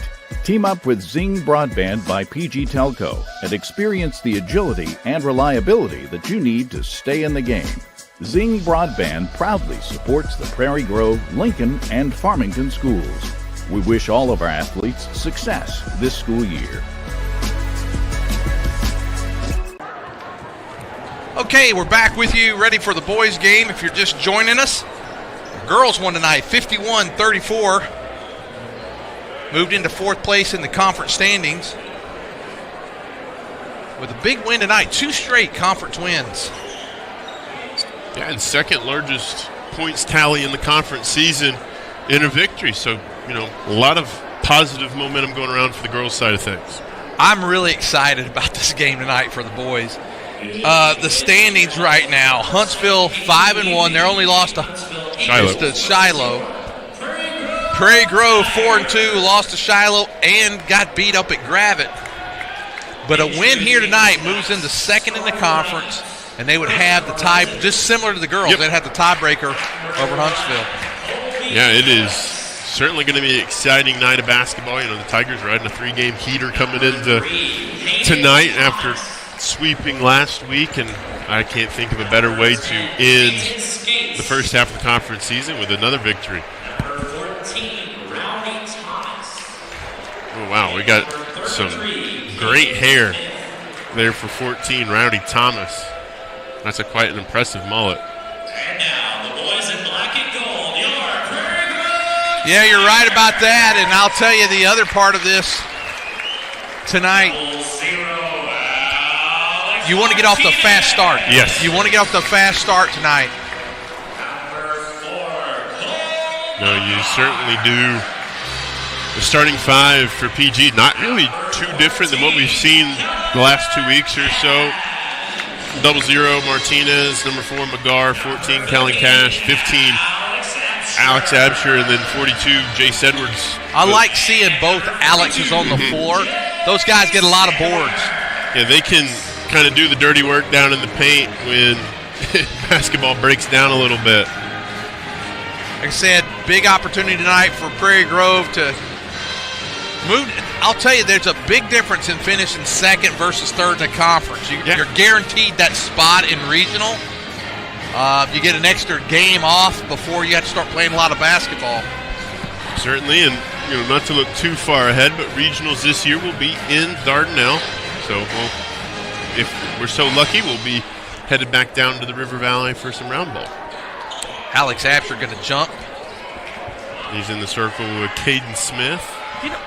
This boys team started the season off 1-7. They're 8-4 since then. So they've really turned the corner, and now going to try to really turn the corner as we go down the home stretch of the season. Caden Smith, Alex Absher, Smith kind of out-jumped it, but nice job by Edwards to tip it out. And the Tigers have it inside. Cameron Cash, it's up and in. Nice feed by Martinez. Yeah, Marty was that the Kellen? eyes. No, Martinez made a great feed. I was going to say, Marty got the assist. Great cut to the basket. He just corrected me. I said Cameron Cash again. Her dad gave me a hard time about that last time. I know, she's right there. I've done it again. I'll have to tell him. He's laughing at me last time. 3-pointer, no good. And Absher with the rebound. I said Cameron, didn't I? I was wondering why. Yep, Cameron was asking. Yeah. I was wondering why he was doing that. I'm like, no, Cash, no good. Rebound into the hands of Kobe Phillips. Well, they don't mind launching that three. No good. Rebound into the hands of Cash. Well, maybe they're a little higher altitude over there in Huntsville. I did it again. I can't believe it. Yeah, and he was talking to me before the game, too, about it. So we're going to have to start a fine jar. Yeah, start a fine jar. It's $1 every time I do it. Donation. There's Bagar for 3. No good. Rebound. Back to Phillips. So both teams trying to get the feel of the game. Nice take. Oh, nice move by Colby Phillips. Yeah, that was a great drive to the basket for Phillips. Got Martinez going one way, and there was no help behind him. Jace Edwards with the ball, gives it up to Absher. McGar to Martinez. Kellen for 3, off the front of the rim. Rebound's going to go into the hands of Absher. You know, if you think about it, it could be kind of like an NIL thing, a little cash for cash. Yeah, we have to think if we're going to have. There's a 3-pointer for Martinez. Bottom. Wow. Oh, Marty Martinez expending the range a little bit. That was nice. 5-2 Tigers. Cross-court pass, 3-pointer wide open, and made there by Peyton Thomas. And it's a little bit of a, hey, you can do that? Well, I can do that too. Yeah, it's all tied up at 5:35 to go here in the first quarter. Nice look inside. Oh, yeah, Martinez. Martinez made the right move. Everything just didn't go for him. Yeah, it was a nice look at the basket that time for the senior. And a smart play by Cash. He was tapping it out, but nobody there to tap too. Yeah.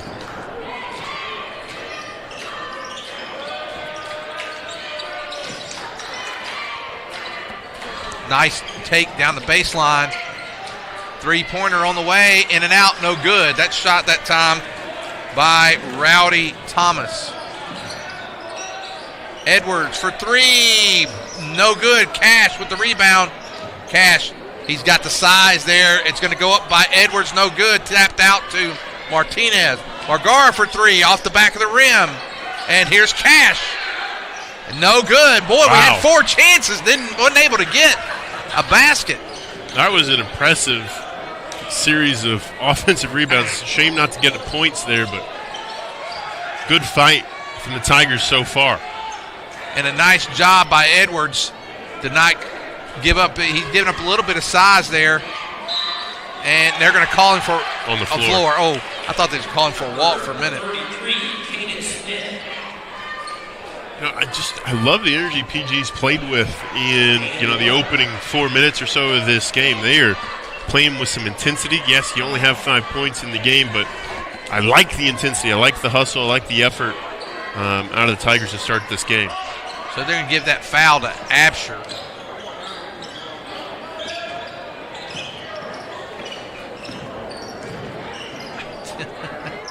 Nice take, no good. And Cash is going to have it.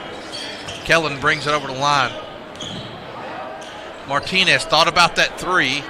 Absher goes baseline, goes up strong, lays it up and in. Nice job by Alex Absher.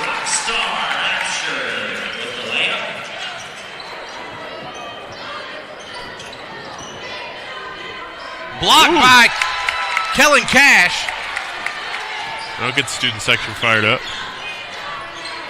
Magar going one-on-one, kicks it out. Absher for 3. Bottom! There we go! Back up. It's a 5-point lead. 10-5. So Absher with the last 5 points. 3.5 to go here in the first. Tigers get it a little bit ahead with the, an extra basket there. Oh, yes. Good defense that time.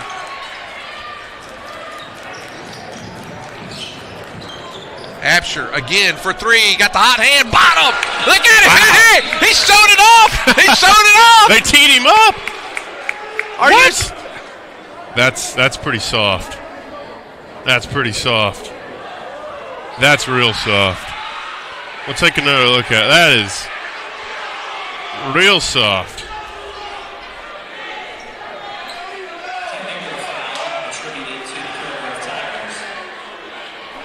Wow. Let the players play. Are you – I didn't say anything for a while because I'm bumfuzzled by that. Yeah. Are you kidding me? I'd really love for the official to get to know Alex because, he's, soft-spoken, quiet kid, but, how in the world? Just how in the world? That's cheesy right there. That's weak. That's weak. Let him play. Let him have some fun. That's weak. Who said that? I don't know. Someone said that's weak. That's weird. Remember, they have great voice.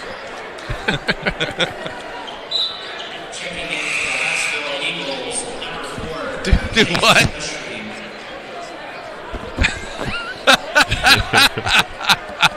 I'll tell you, man. I don't think I've ever seen that. You see it all the time. That's real soft.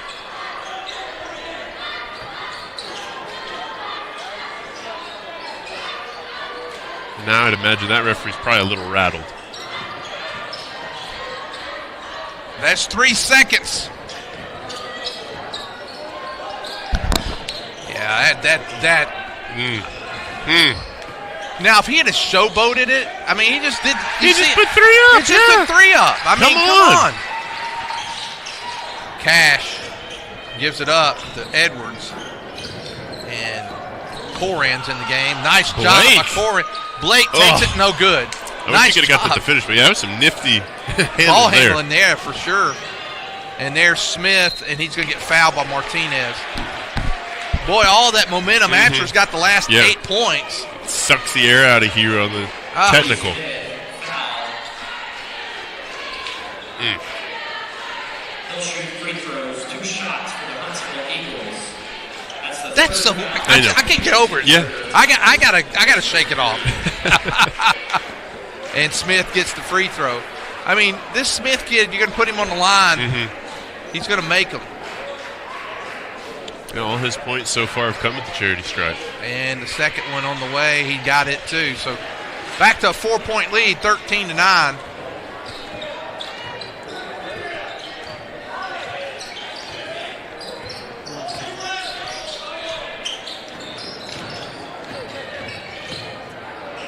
Edwards for 3, going to be short.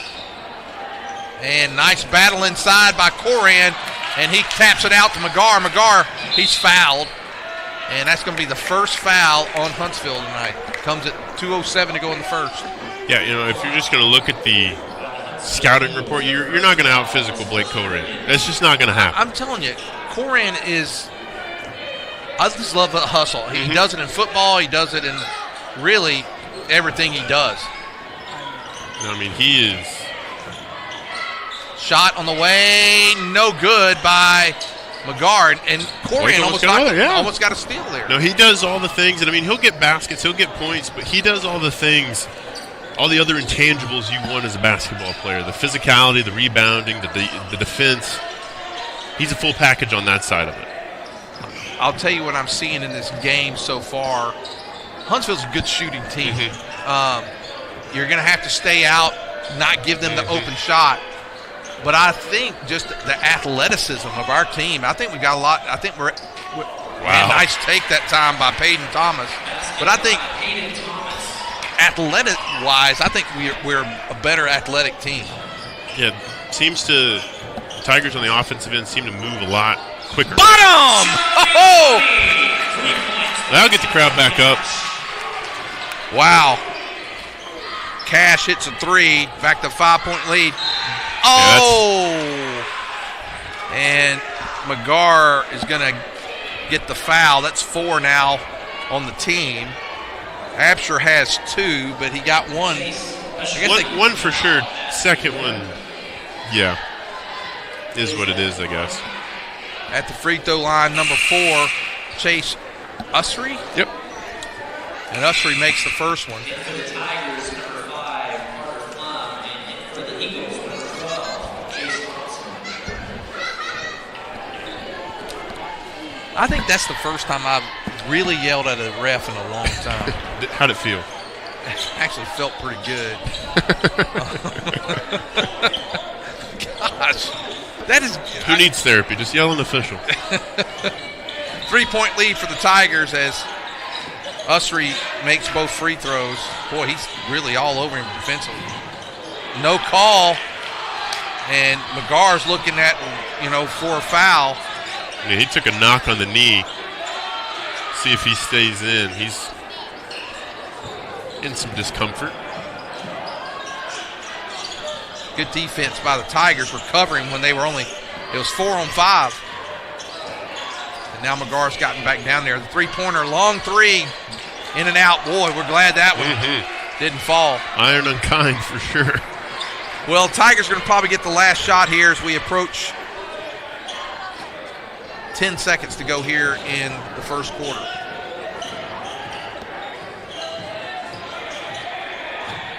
Three-pointer, Cash, no good, rebound. Goes to Huntsville. They'll have the ball in possession as we start the second quarter. 1 quarter in the book, Stephen. Prairie Grove 16, Huntsville 13. Back after this.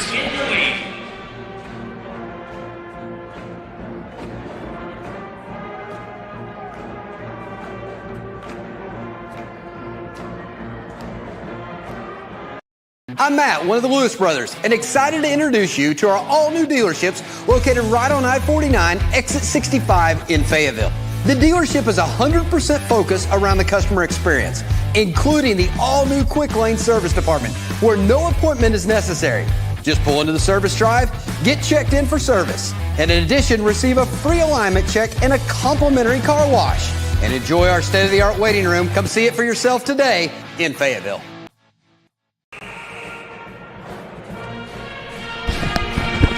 I was just watching the official that was called the technical. I think he was trying to justify himself to the other official there. I saw him make the three sign a couple times. I'm like, well, if you're trying to justify it to the other official, that's probably not a good sign. Yeah. If the other official's like, hey, man, you're on your own.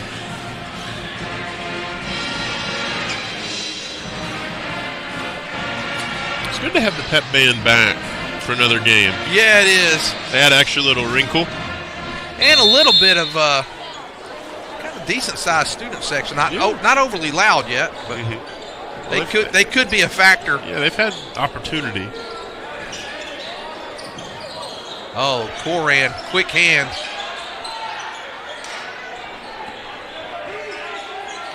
Tell you what, this Smith is a good ball player, and they're going to get McGar for the foul.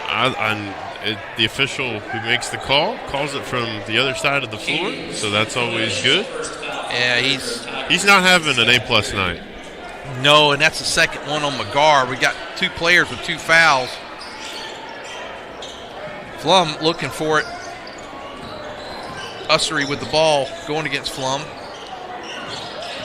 Baseline, kicks it out to Thompson. Long three on the way, no good. Who's going to come up with this rebound? Is it going to be? Oh, I thought Absher had it. Ussery off the board. Man, you don't see it off the glass that much anymore. I got to tip my hat. I love to see somebody use the glass, and that was a nice job of it. They cut the lead to 1. That was a nice touch glass. Cash with the ball. Goes. I thought he was going to go baseline. Kicks it out. Flum for 3. No good. Absher tips it out. I wish Alex would have just grabbed that one. Oh, man. And with that basket, Huntsville has their first lead. Has their first lead with 6:54 to go in the first half. They lead 17-16. Prairie Grove had an 8-point lead. That is now erased. There goes Cash. He's got the height. He should make that. He does. Yep. No, it's going to be a tough night for Jace Thompson. Jace Thompson, that's a mismatch size-wide for sure. Prairie Grove back to 1-point lead. Smith, and they kick it out. A wide-open 3. Got it. Nice shot by Peyton Thomas. They're a good shooting team. I said that. I think that shooting-wise, I think they're I think they're a better shooting team than we are. I think we have that athleticism, and we're going to see kind of what wins out. There's McGar, lays it up and in. That's his first basket of the night. Comes at 6 minutes to go in the first half. Yeah, if you can get him going as well as, you know, what Cash is going to get, things get real interesting for the Tigers offensively. Nice take. Rebound goes to Flum, and he's going to give it up to Cash. Cash is getting fouled. Takes it up, no good. Rebound into the hands of Phillips. That time Kellen was playing basketball in a phone booth.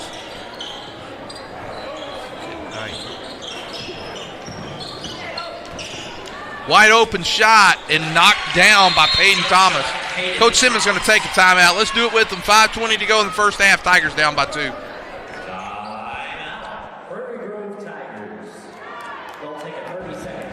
The story isn't that different from a lot of people that grew up in a small town. My dream was always to play baseball, but as a kid, it's hard to prove yourself when you're so far away from the big leagues. When no one else thought I was good enough, our community did. From family to friends, coaches, and local businesses, my community built me into the player that I am today, and I'm just getting started. When you have the support of a community, anything is possible. First Community Bank, where community comes first. 22-20, 5:20 to go first half. our producer pointed out after the tech, they went on a 6-0 run. Yeah, I mean, gosh, talk about affecting the momentum of a game.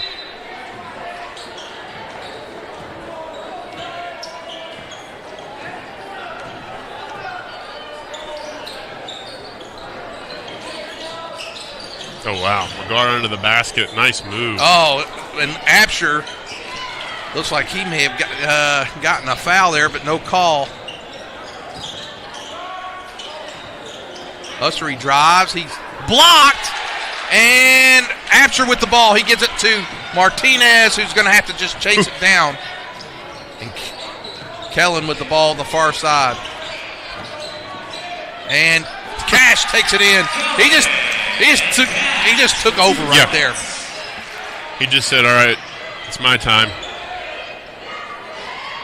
And there is a rebound, and Tigers got a chance to take the lead back with 4.5 to go here, first half. And I'll be curious, Lynn, as this quarter and this game continues on, if you see a lot of this back and forth, up and down the floor, how that affects both sides' conditioning. Oh, look at that. Man, nobody picked him up. No, I mean, Marty's not going to get an easier basket than that. Well, I'm glad he did that. You know, he thought about the three, and he goes, wait a minute, I can get an easy two, and that's guaranteed. So, I mean, they're giving it to him. 4 minutes to go, first half now.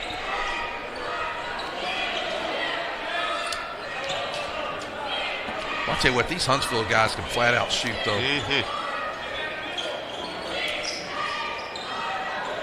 And I'm glad I did that to jinx him a little bit. Smart. That's for your two-time Hall of Famer. There we go. And Edwards for the easy basket.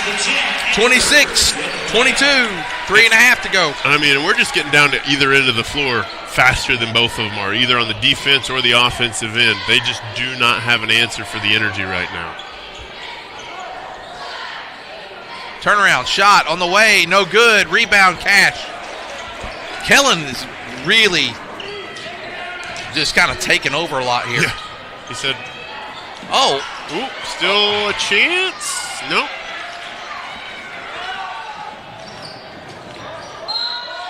That foul's going to be on Edwards, but I'm all right with that.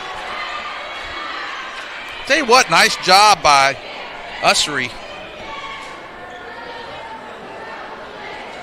So, foul attributed to the Prairie Grove Tigers. Chase Ussery on the charity stripe, shooting 2. And he makes the first one, and Cash is going to come out. I think he just flat gassed for a second. Needs to catch his breath, get a little Gatorade in him. Second one on the way. It is good. Taking Skates, checking in for the Huntsville Eagles. So Skates is going to come in for Huntsville. Prairie Grove with 3 minutes to go in the first half. Lead by 2.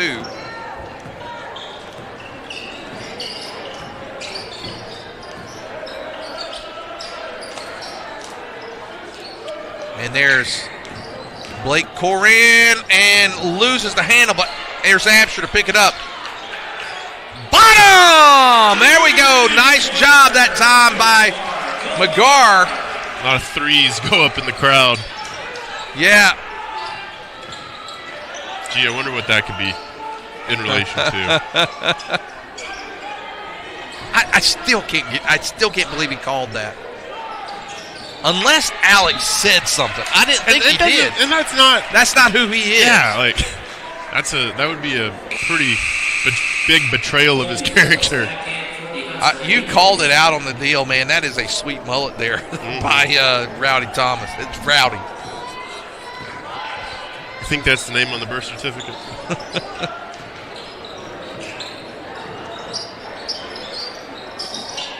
McGar picked up by Skates. McGar working hard just inside the free throw line. Got it. Wow. He's heated up. Back to a 7-point lead. 2 minutes to go first half. Boy, they got it down the floor quick that time. Long three. Got it. Nice shot by Peyton Thomas. 31-27. And, this might only be a Tuesday night in January, but this game is being played at a conference tournament level right now. Well, I think both teams recognize and look at Absher goes up strong. He's going to get fouled. by Skates, I believe. I think both teams recognize the importance of the game, because if Huntsville wins, they're sitting at just one game back of Shiloh, and they're in their mind, we go back through the conference, we beat Shiloh, we get the 1 seed. Prairie Grove's thinking, hey, this can get, and that rolls in for Absher. He's got 9 in the game. He's think the Prairie Grove's thinking, we get this, we got a shot at 2, maybe even 1. Yeah, I really do. Just Martinez didn't play in that first conference game against Shiloh. I would love to see him again on our floor later in the season, see if it's a different story. We're capable of beating them because we've done it. Yep. We did it in the tournament. There's a long 3 again. Well, I tell you what, Peyton Thomas has found the hot hand for Huntsville with 1 minute and 15 to go. Prairie Grove leading by 3. He has over half of Huntsville's points. Cash is going to be a blocking foul. Yeah. And it looks like Huntsville's a little upset. Yeah, I was going to say the people who made the drive over. You don't hear much. You know, in the old Prairie Grove gym, and I know it's been a while. Oh man, Absher was looking inside. It was the right look. Smart by Cash not to pick up a foul there. Down to 1 point lead. Smith with that basket. I was going to say, though, in the old gym, you could hear everything. Here, a little more anonymity. Yeah. Well, quick hands by Huntsville. Yeah, they've gotten after a couple of these passes the last couple of possessions. And there comes Blake Coran, drives, no good. And with 30 seconds left, no shot clock.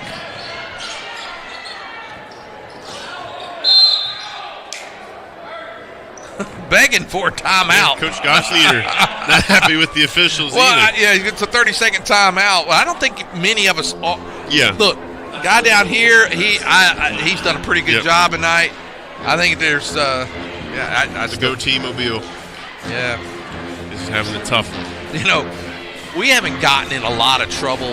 Oh, you know, we've been doing this for 15 years on the broadcast. We haven't gotten in any trouble, but I did hear a while back that someone complained that we talked about the officials. So we might get it again tonight. Hey, they're out on the floor just like the other 10 guys. See Coach Absher down there stalking his prey on the other end. Oh, yeah.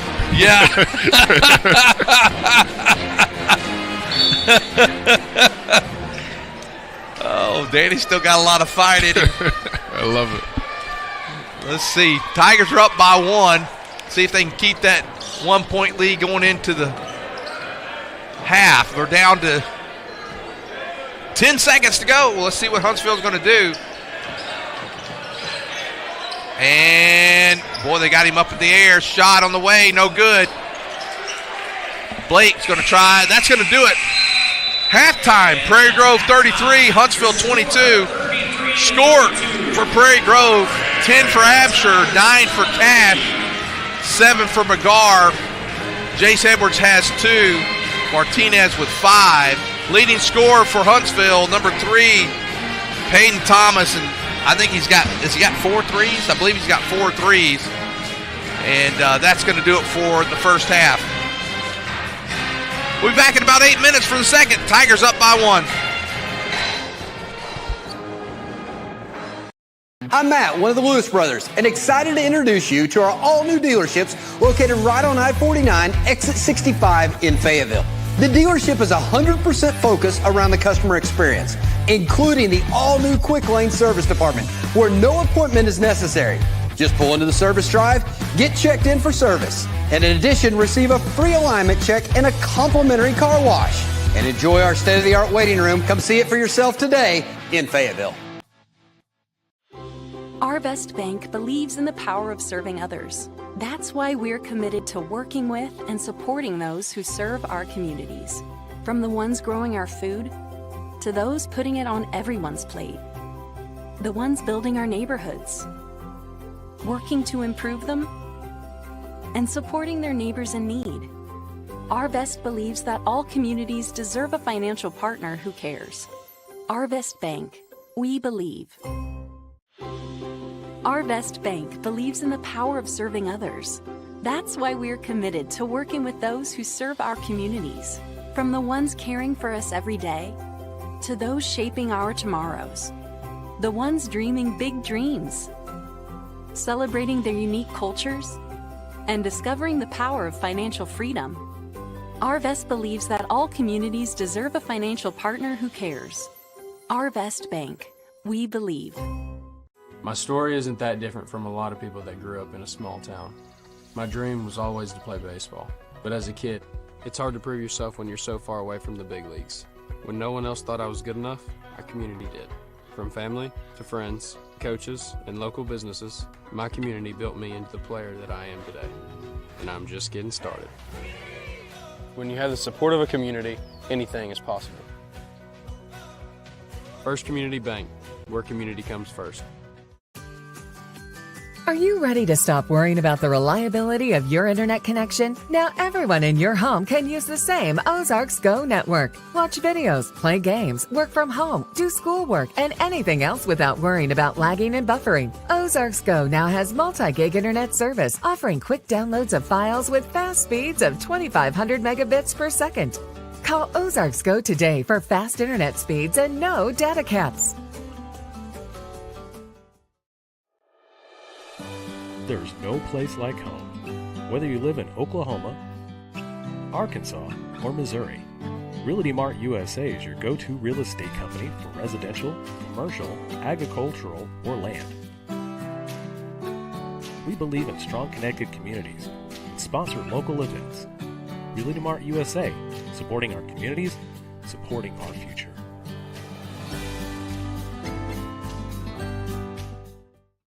I'm Shelby, one of the Lewis brothers, and excited to introduce to you our all-new dealerships located on I-49, exit 65, right here in Fayetteville.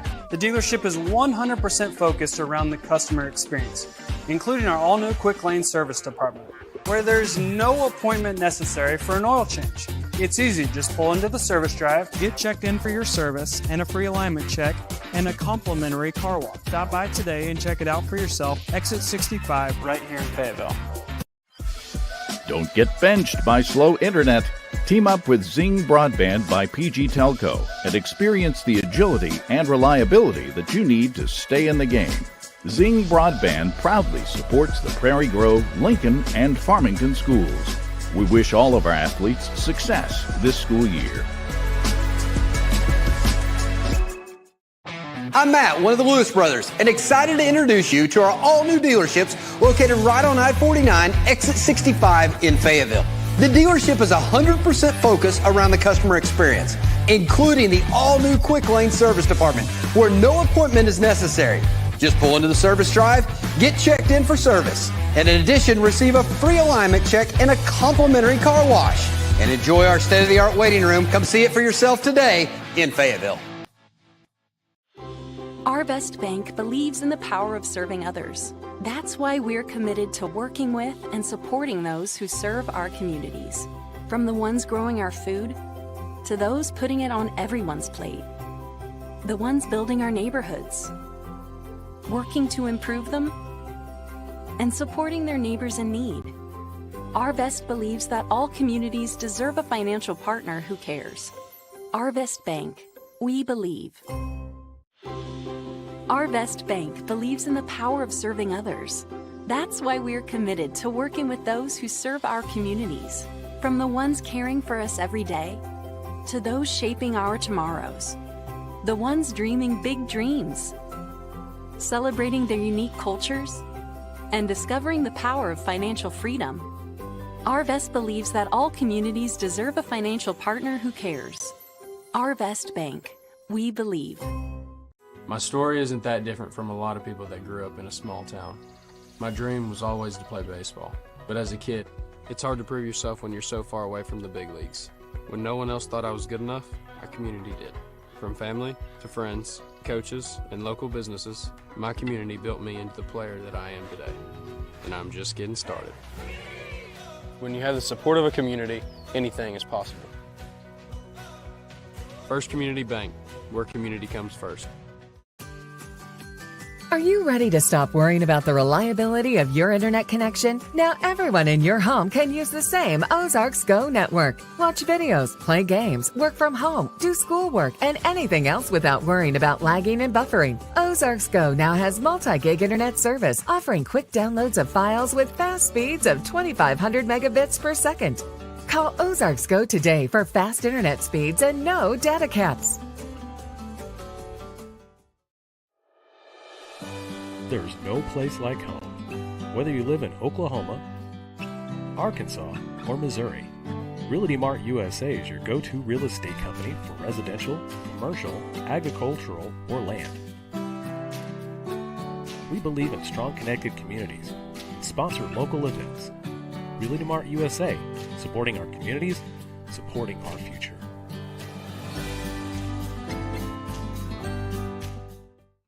I'm Shelby, one of the Lewis brothers, and excited to introduce to you our all-new dealerships located on I-49, exit 65, right here in Fayetteville. The dealership is 100% focused around the customer experience, including our all-new quick lane service department, where there's no appointment necessary for an oil change. It's easy, just pull into the service drive, Get checked in for your service and a free alignment check and a complimentary car wash. Stop by today and check it out for yourself. Exit 65 right here in Fayetteville. Don't get benched by slow internet. Team up with Zing Broadband by PG Telco and experience the agility and reliability that you need to stay in the game. Zing Broadband proudly supports the Prairie Grove, Lincoln, and Farmington schools. We wish all of our athletes success this school year. Roll Tide, roll. All right. Well, the talk during halftime, I was going to say I strolled the stands, and everybody's in shock. I was going to say, what's the pulse of the nation? What he said was he was showboating, and he showed it to their side, which and that's what capacity crowd on the visitor side. Yeah, that was Sherman's on aisle 5.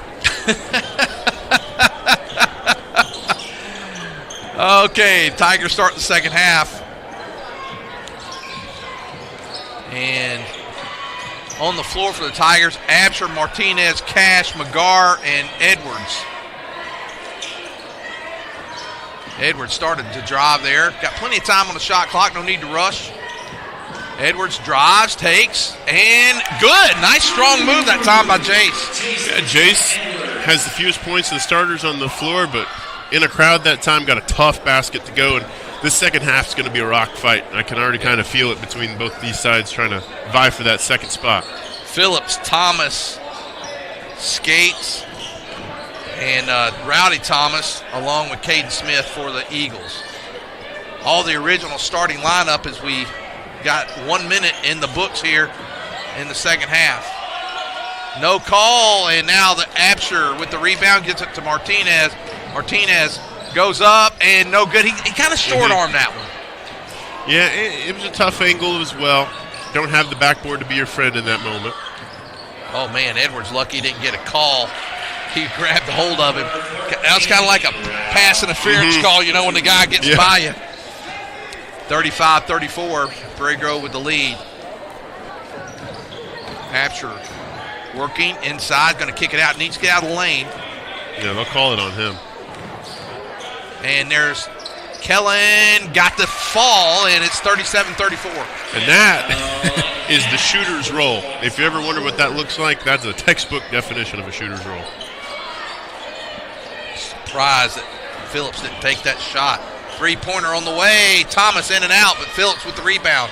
Well, they had good position that time. Prairie Grove may have been out of position a little bit.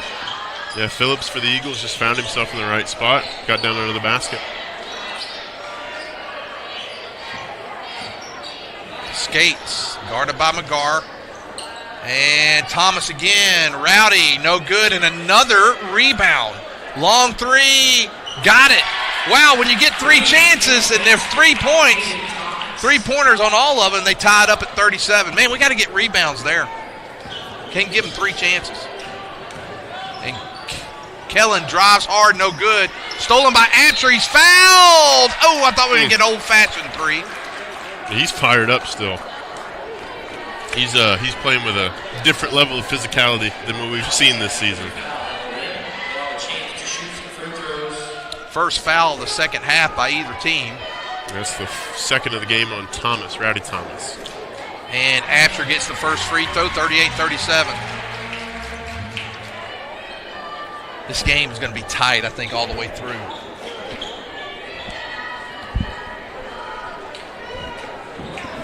Second one on the way, and Alex gets that one too. So Alex leading Prairie Grove scorers with 12. Leading scorer in the game is Peyton Thomas with 19. Smith.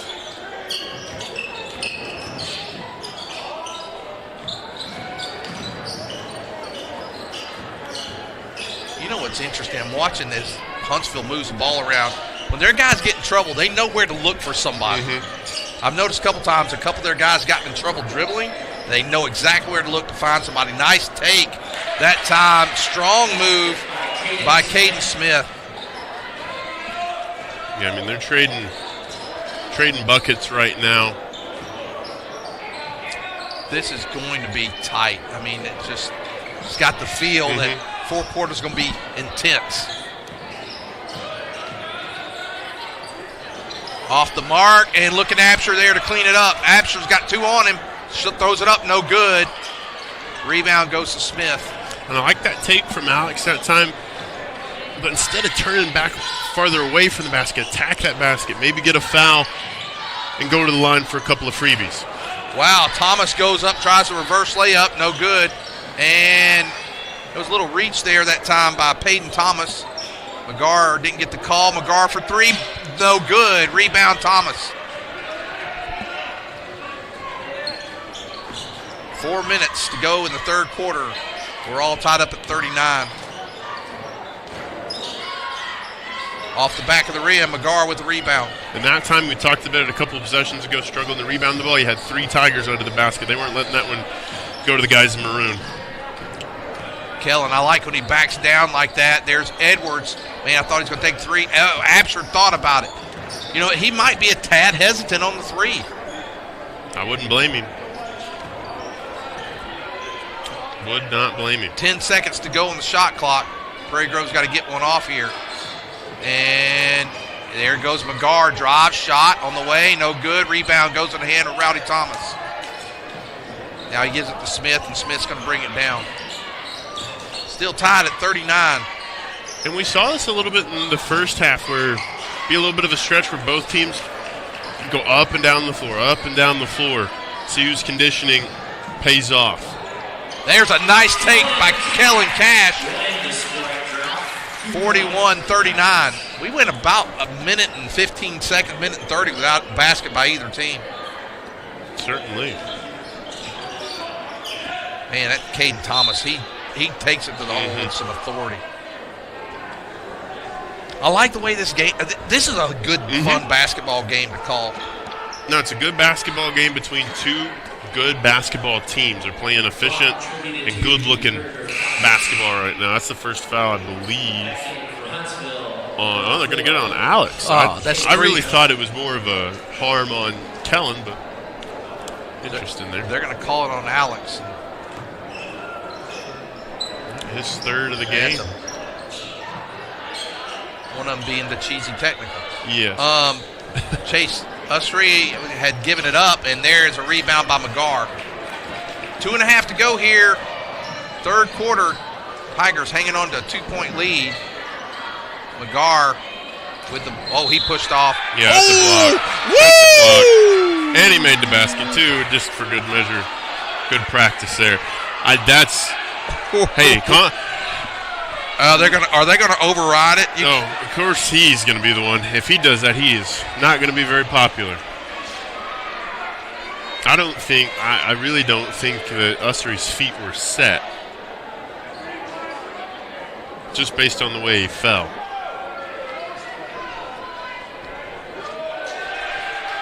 Wow, he was trying to overturn it. Yep. I just think that there was enough there, I think. Yeah, he I'll tell you what, he won't win. He won a popularity contest here in Prairie Grove, and he's But I sure hope that after the game he visits one of the local establishments, gets him some food, some gas, something like that. Contribute to the local economy. If you lost your wallet, one was found in the women's restroom. I just grabbed my. It said the wallet was lost. I grabbed mine to make sure it was there. Is that like finders keepers? Well, I'm sure there's probably some ID in there they can say over the PA.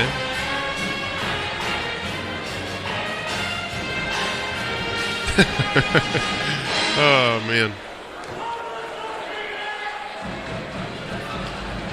I love Patrick Absher during the timeout. Just had the 3 up. So I just got a text from Baldwin County down there in Alabama. They have a record snow, 8 inches down in the on the Gulf Coast. It'll be gone tomorrow. It may be around for a day or two. Yeah, that's a big deal down there where your boy. Riley Leonard, he was a pretty good little basketball player. I don't know if you've seen it or not, but during Notre Dame's run to the national championship game, they put out his basketball tape. It was a dunking machine.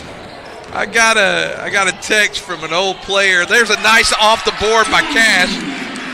Bob Gardner, he played back, I think he graduated in 12 or 13, somewhere around there. And he says, can't be upset back in the day. You done something like that, you'd have to go sit on the bench. So, I'm still upset about it, Bob Gardner. I thought it was a cheesy call. These guys see all the, they see Steph Curry do it. They see all these guys do it. And Cash again off the board. He's taken over. He certainly has. That shot was very impressive. Got up, located the target where he wanted to put it off the glass, found it, and knocked it through. Man, there's a long 3 by Thomas. He's short this time, but a rebound goes in the hands of Phillips, and he puts it in. So he stops the scoring drought by Huntsville, which was probably about 3-minute drought there for Huntsville. Yeah, and that would have been big if we could have got a stop on that end of the floor, got a basket, really start to stretch this out as the game gets into the latter stages. Well, 8-point lead has been the largest lead so far in the game.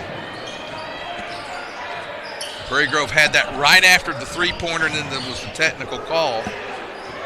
1 minute to go here in the third. Cash! Wow. Look at that. He's unbelievable. Man. He's unconscious right now. He is playing incredible, and just they're playing man-to-man. The guy on him can't stop him. And their turnaround jumper, and it's going to fall for Phillips. I tell you, these Huntsville guys can shoot. And they're staying with it. And there is Edwards. He thought about that 3. Absher thinks about it as well. They give it back to Cash. Why not? Clear the floor and let 14 work. Oh, he's almost doing the Jordan thing. Look at him, he's clearing out. Down. And Absher, he's going to come up, kicks it out.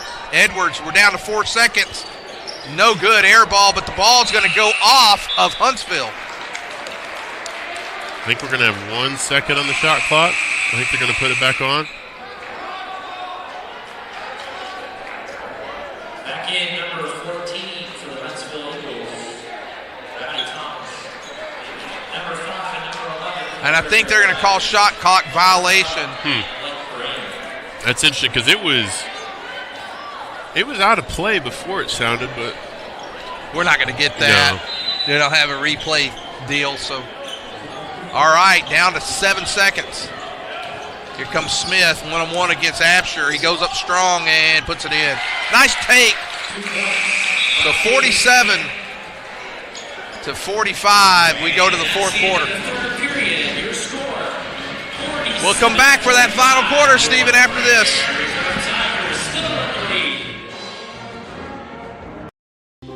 Arvest Bank believes in the power of serving others.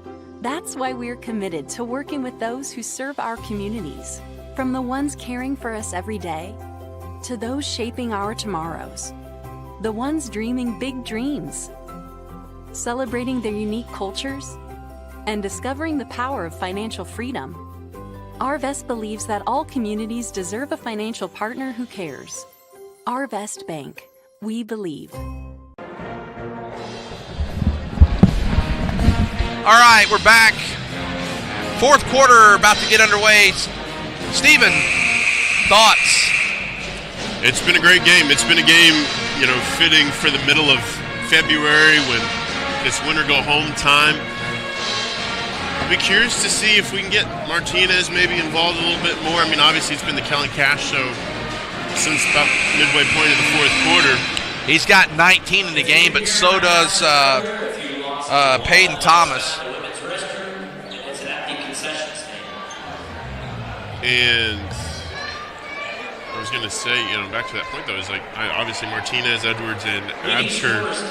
Or no, Absher's in the game, sorry. Martinez and Edwards are going to sit out to start this fourth quarter.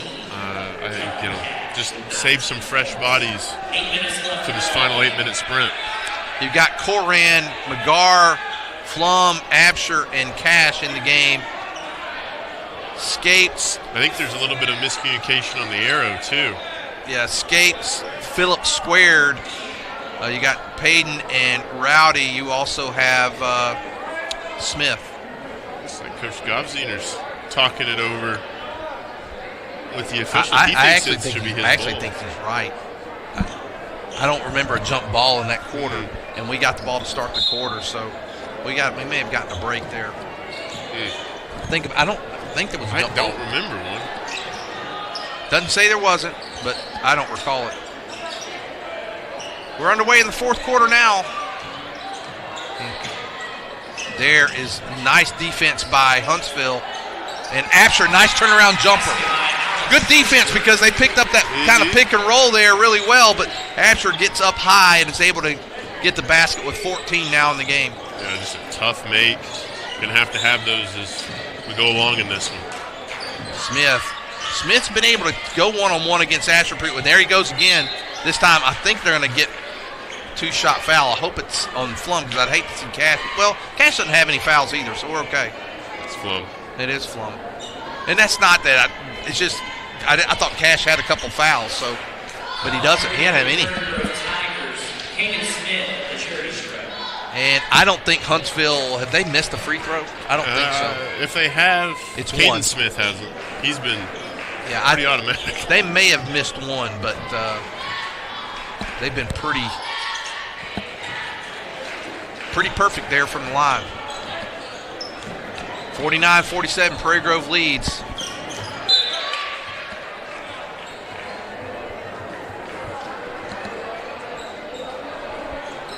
I told you I thought the fourth quarter would be intense. And through 45 seconds, it's got that feeling still. Cash for three, no good. Rebound goes in the hands of Smith. And Smith's going to bring it down. There's they're going to get Blake for the foul there.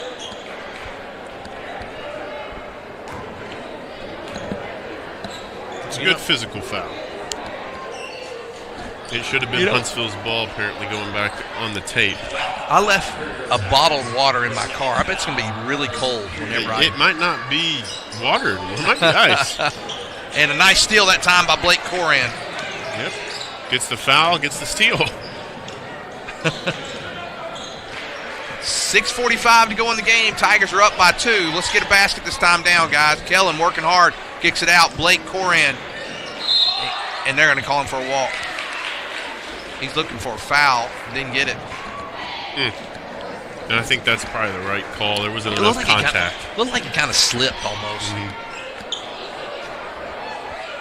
Skate's going to bring it over. Don't give him that three. Get out there. Don't give him that free or easy three-pointer, I should say.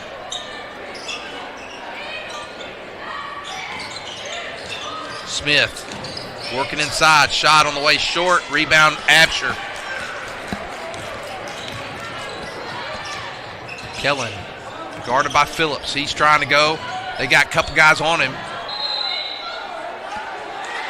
And Kellen's looking for a foul. He even looked over at the ref. Yeah, like, what was that? Edwards coming in, Martinez coming in. 6:12 to go in the game. That was a couple of bodies hitting the floor. You know, again, when you look at it, and this is a thing I see with a lot of Huntsville teams, even their state championship team. When you see them and just look at, they're not super tall. Now they had some on that state championship team, but they don't look like they're going to overwhelm you. But boy, they can shoot, and they just are fundamentally sound. Nice, strong move that time by Phillips. There's not much more Martinez can do there. No. We're all tied up at 49. 5.5 to go in the game. Got to get something going on the offensive end.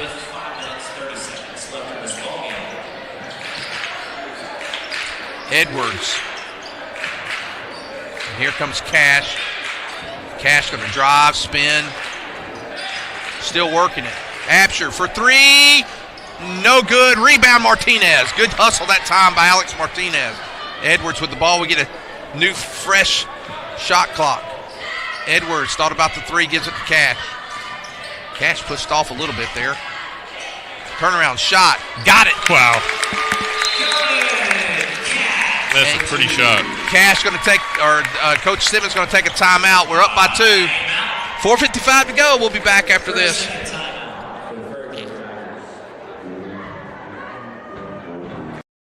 Arvest Bank believes in the power of serving others. That's why we're committed to working with and supporting those who serve our communities. From the ones growing our food to those putting it on everyone's plate. The ones building our neighborhoods, working to improve them, and supporting their neighbors in need. Arvest believes that all communities deserve a financial partner who cares.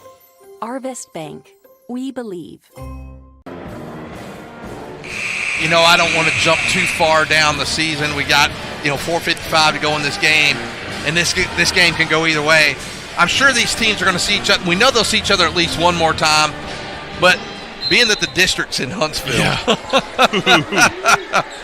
you're going to need all the help you can get, so you want to try to get it at home tonight. Because like I was telling you, I think it was off the air, these guys at home, they're used to shooting there. They've shot well here in our gym. They're going to shoot well at home. Yeah, they're absolutely tough to beat.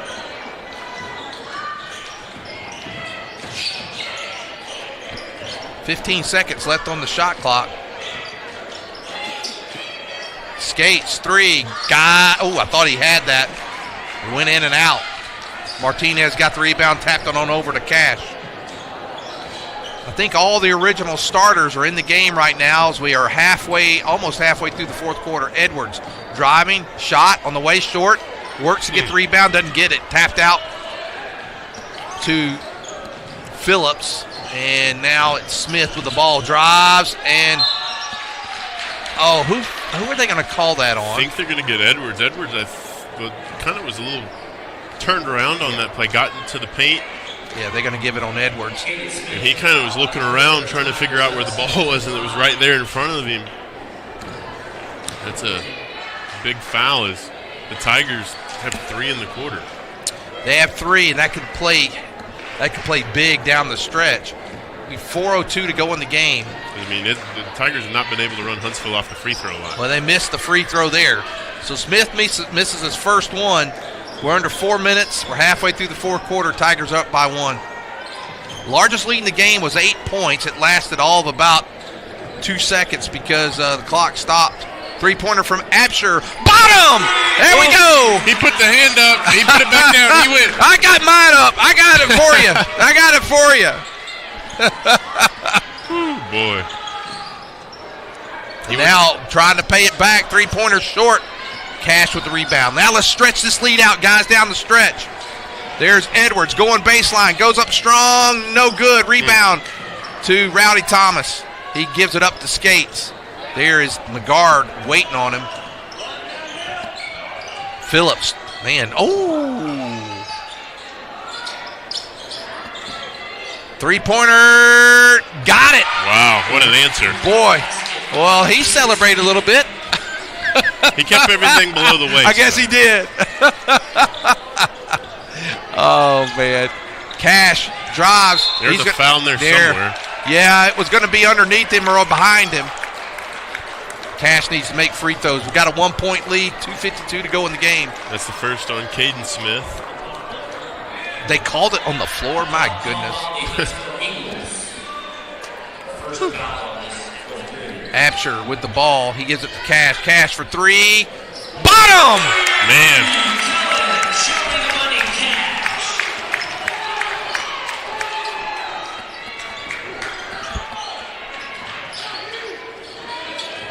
This is just a fantastic basketball game. It really is. And there's a three-pointer. They got it. Look, I mean, this is just all over the place. This is great basketball, and it's fun to call. 57-56. We're down to 2 minutes and 15 seconds to go in this game. Anybody's ball game, that's why every possession counts. Got to make sure you're getting good shots. Down to 12 on the shot clock. Good defense this time by the Eagles. We're down to 7. Somebody's got to do something here. Cash, he's going to get fouled on the floor, which will give us a new 35 with 2 minutes to go in the game. Whew. Time to put another lace or another knot in your shoes. This game it's right at 2 minutes to go. Tigers are up by 1. And, wow, man, they're going to get a steal. And now this might be a good time. Edwards going to get him on the floor. They're going to call it on the floor. And that's Edwards' third. No basket. But it'll be free throws on the next one. Coach Govziner wanting the NBA continuation. Yeah, they're going to call it on the floor. But, man, that was a big turnover down there. Tigers could have gone up 3, which you like down here to stretch. 57-56. And Phillips with the ball. He's guarded by Martinez. He's looking inside for Thomas. Cross-court pass the skates. He calls a timeout. Smart timeout by Coach there. He's still got 3 to give. Let's take it with him. 1:44 to go in the game.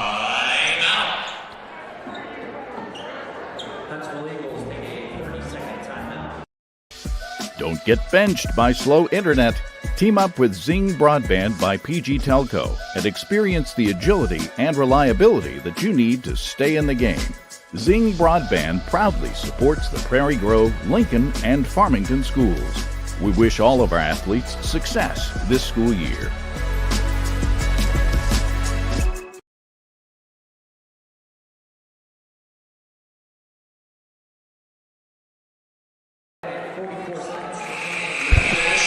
$1:44 to go in this one. Prairie Grove holding on to a 1-point lead. Huntsville has the ball. I said earlier, every possession is going to count.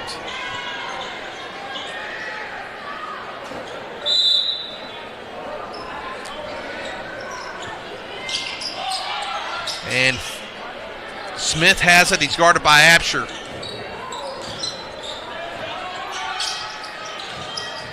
They're trying to clear out for Smith. And rebounded by Alex.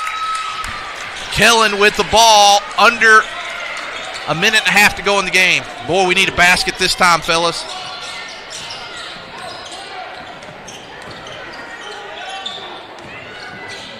Martinez for 3, short.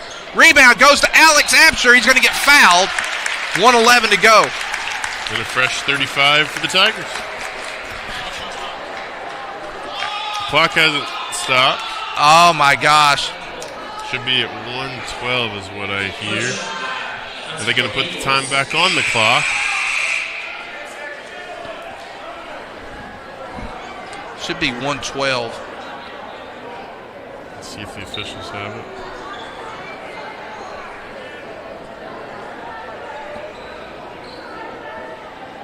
.108. They meet in the middle, I guess. Yeah, I thought it was about $1:12 myself, but Prairie Grove with the ball.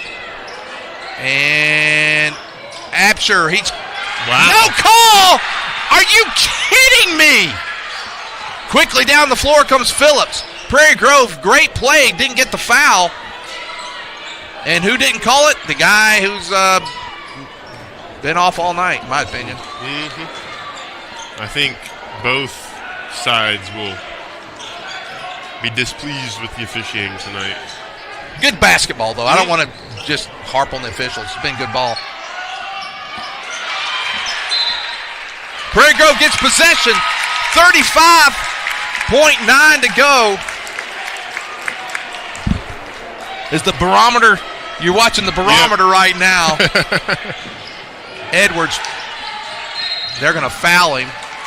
That's 3 fouls, so 33.4. So Prairie Grove doesn't have to shoot. No, yeah, the shot clock will be turned off. But you got to be careful here because you don't want, what you don't want to do is get too conservative, get a stolen, get an easy basket. Yep, Tigers just have to hold the rope for 33 and we got 2 timeouts, so if we get in trouble on an inbound pass, we can do something with it. You have Martinez. Gets it, 2. And now it's going to be a quick foul, so 31-3. They're going to try to put us to the line, which I'm okay with. You got 2 shots. Looks all behind me. I thought Coach McCone just walked by us. He did. He's taking a lap, taking it in as well. It's been a great evening of basketball. You have Martinez. You had Martinez. 31.3. We only got 1 timeout left. We'll stay with it this time. You want to hang on to that timeout with 31-3 with only a 1-point lead. If you can get it at the ball in here, they're probably going to foul you and put you at the line. And I think in that situation, I wonder maybe, and obviously they would know themselves way better than we would all the way up here, but I imagine Jace maybe didn't want to get it into Martinez because he knew how good a free throw shooter maybe Martinez is. I don't know. I think I imagine what Coach Simmons is going to draw up is try and get it in the hands of your best free throw shooters. I imagine top of that list will be 14 and White for PG. And if you have to use the timeout, you have it. If you have to. What you want to do is you want to get it in, get the ball in bounds, and then once you have it in bounds, they're probably going to foul. You want to get it to good, you want to get it McGar. We got good free throw shooters across the board, so we should be okay. All right, let's see what Coach Simmons has drawn up to get this ball in. 31.3, no shot clock. Actually, looks like there's a difference of 0.3. Gets it to Kellen Cash. He's going to get fouled and go to the line. 29.8. So that should reset the shot clock so that it's off now for sure. I want to say great job there on that inbounds from Martinez. Sold that first action, opened up just enough of a passing lane to get it to 14. He's got 2 shots. He got the first one. That's big. If he can get both of these, I don't want to say you're guaranteed a tie, but you're in that position. And I've seen Notre Dame's basketball team this year lose a game being up 3 at the horn, so anything can happen. You're right. Cash with the second one. He misses it. Rebound goes into the hands of Huntsville. This is where you don't want to give up a 3. And if we foul, they go to line for 2 as well. So got to be careful here. Out of bounds. No! Oh, my goodness! Wow. First, he went in and out of control. Yes. And then it looks like he lost control of the ball. We could be going to overtime. Well, they're going to call a foul on the – oh, man.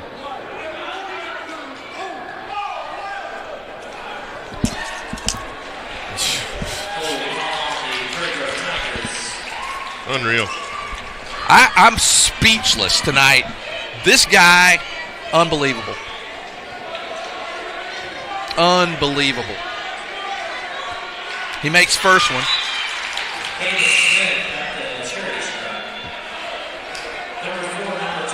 First of all, he get a break by the ball going out. Should have been in Prairie Grove's hands, for one. And then they call that. He makes them both, so we're tied up with 13.8. Goes to Kellen Cash. Kellen coming down the floor quick. And there's the makeup call. Wow. I'm Huntsville right now. I'm ticked off about that call. I mean, it's just, I hate it because it's been such good basketball all night by both teams, and now we're putting it in the officials' hands. And I like I said, I thought we got a bad call on this end. They just got a bad call on that end. Cash, first one, rolls out. That's a big miss. Yeah. Take a breath, Kellen. Sister Cameron can't even watch down here. This is a big one. This is big, and it's hard right now. Cash rolls the second one in, but they've got a shot here. They're going to call a timeout. Let's take it with them. I need a breath. 9.2 to go. We'll be back after this.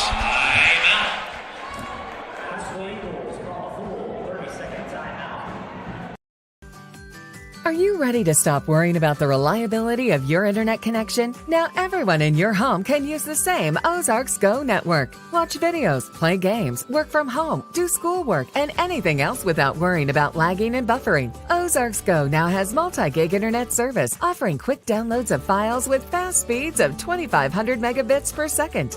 Call Ozarks Go today for fast internet speeds and no data caps. All right, we're back. Situation 59-58, 9.2 seconds. I don't like this because they got the ball.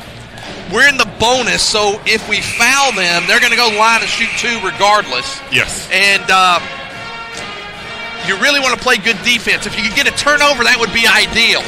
But tough situation here. It's been a good game, and I know we've been on the officials a little bit tonight. It's been both ways, so if it goes Huntsville's way, I'm not going to say it was because of the officials. If it goes our way, I'm not going to say it's because of the officials. It's been good basketball. Both teams have had some not-so-good calls go their way. Well, and the big thing is, obviously, we got 9 seconds or so to go here, but if you're Huntsville, you're supposed to, we went back, looked at you, they were supposed to start with the basketball this quarter. So, and that 5-second runoff earlier, so we'll see how it all shakes out. Be careful. Be careful. Oh, wow. I'm surprised. I think everybody here was surprised. I'm surprised he took that shot. And I'm not saying anything about Skates. But you've got a guy like Smith that's been fantastic. And again, and maybe they could design the play for Skates. And you also have, Caden Smith has been, he's got 19 in the game. Surprised that he took that shot. But nonetheless, Here we are.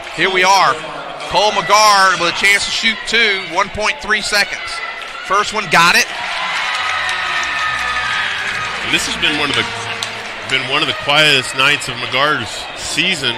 He's got 8, but these are critical right here. Back on. They put 1.3, and I'll tell you, you almost let them bring it in and foul him. We have to make it. He calls a timeout. Wow. With .1. I was going to say, not much you can do there. He's going to put some on the clock. Watch him. I bet he put some on, but you can't do anything with .1 second. I'll be honest, I don't know if these officials will get invited to the conference tournament. Do what? I don't think these officials will get invited for the conference tournament. Well, one won't. Yeah.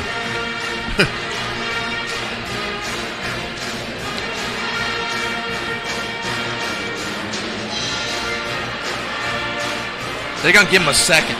They're going to put 1 second on the clock. And what you don't want to do here is foul. If you're Prairie Grove, you don't want to foul. Let's see what they're going to do. It's looked like he's asking for a second. And I think he's going to put 1 second on the play.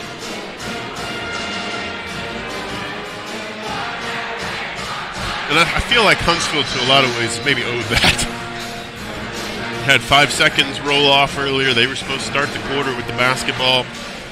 But well, we think. I don't want to say that for sure because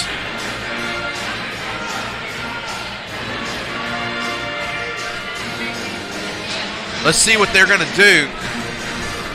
And they're going to put something on the clock. I see Coach Elder working on it. Let's see what they do. They're going to put something on the clock, see what Coach Elders does down there.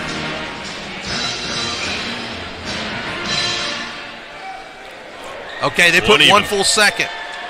So they got time to basically catch and shoot. 1 second remains. Similar situation to Pea Ridge last week. I would go up. I would not give them a free. Yeah, I wouldn't give them a free runner. Yeah. I think we're going to have another timeout taken. Yeah, I think we did it. We did a timeout, and I think that's smart because see what they line up. I wouldn't give them a free, but I would have. I mean, Coach Simmons has forgotten more basketball than I know, but I don't think I give them the easy throw in. I'd make them work for it because then you have to take a dribble, and that's it. Yeah, you got time for either a catch and a shoot or a catch and a dribble. That's what 1 second equals out to. This has been a great game, and it's been fun. Even though we've been griping a little bit about this, that, and the other, but it's been a great game. I tip my hat. And Huntsville still may pull this thing out with a long three and win this thing. It'd be one of those crazy things. Regardless who wins, it's been a great basketball game, and I tip my hat. These Huntsville players have shot the lights out at times tonight. They fought hard, and they still, with 1 second left, may pull off a miracle victory here. Yeah, we got the longest second of the season. What we got to hope for here is you don't foul. Like, they take a shot up. Look, I will take my chances of them shooting something on this side of the floor. Yeah, it's the percentages get closer. And if they make the rim. you make it, you tip your hat to them. 1 second to go in the game, and it looks like they're not going to give. They first had Caden Thomas. Somebody needs to get over there. There you go. So make sure everybody finds a maroon jersey. They got 2 on Smith. But the big thing about taking that timeout is you can't run the baseline. He called his final timeout. So it's a game of cat and mouse here a little bit, but this is the longest second of basketball this season. Just say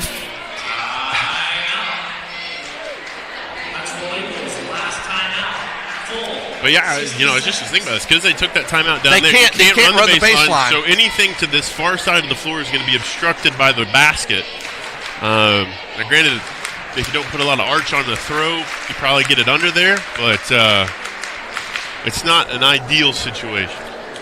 This game, I told you, it would be intense down the stretch, and it has been. And this, like I said before, it's just been a great basketball game.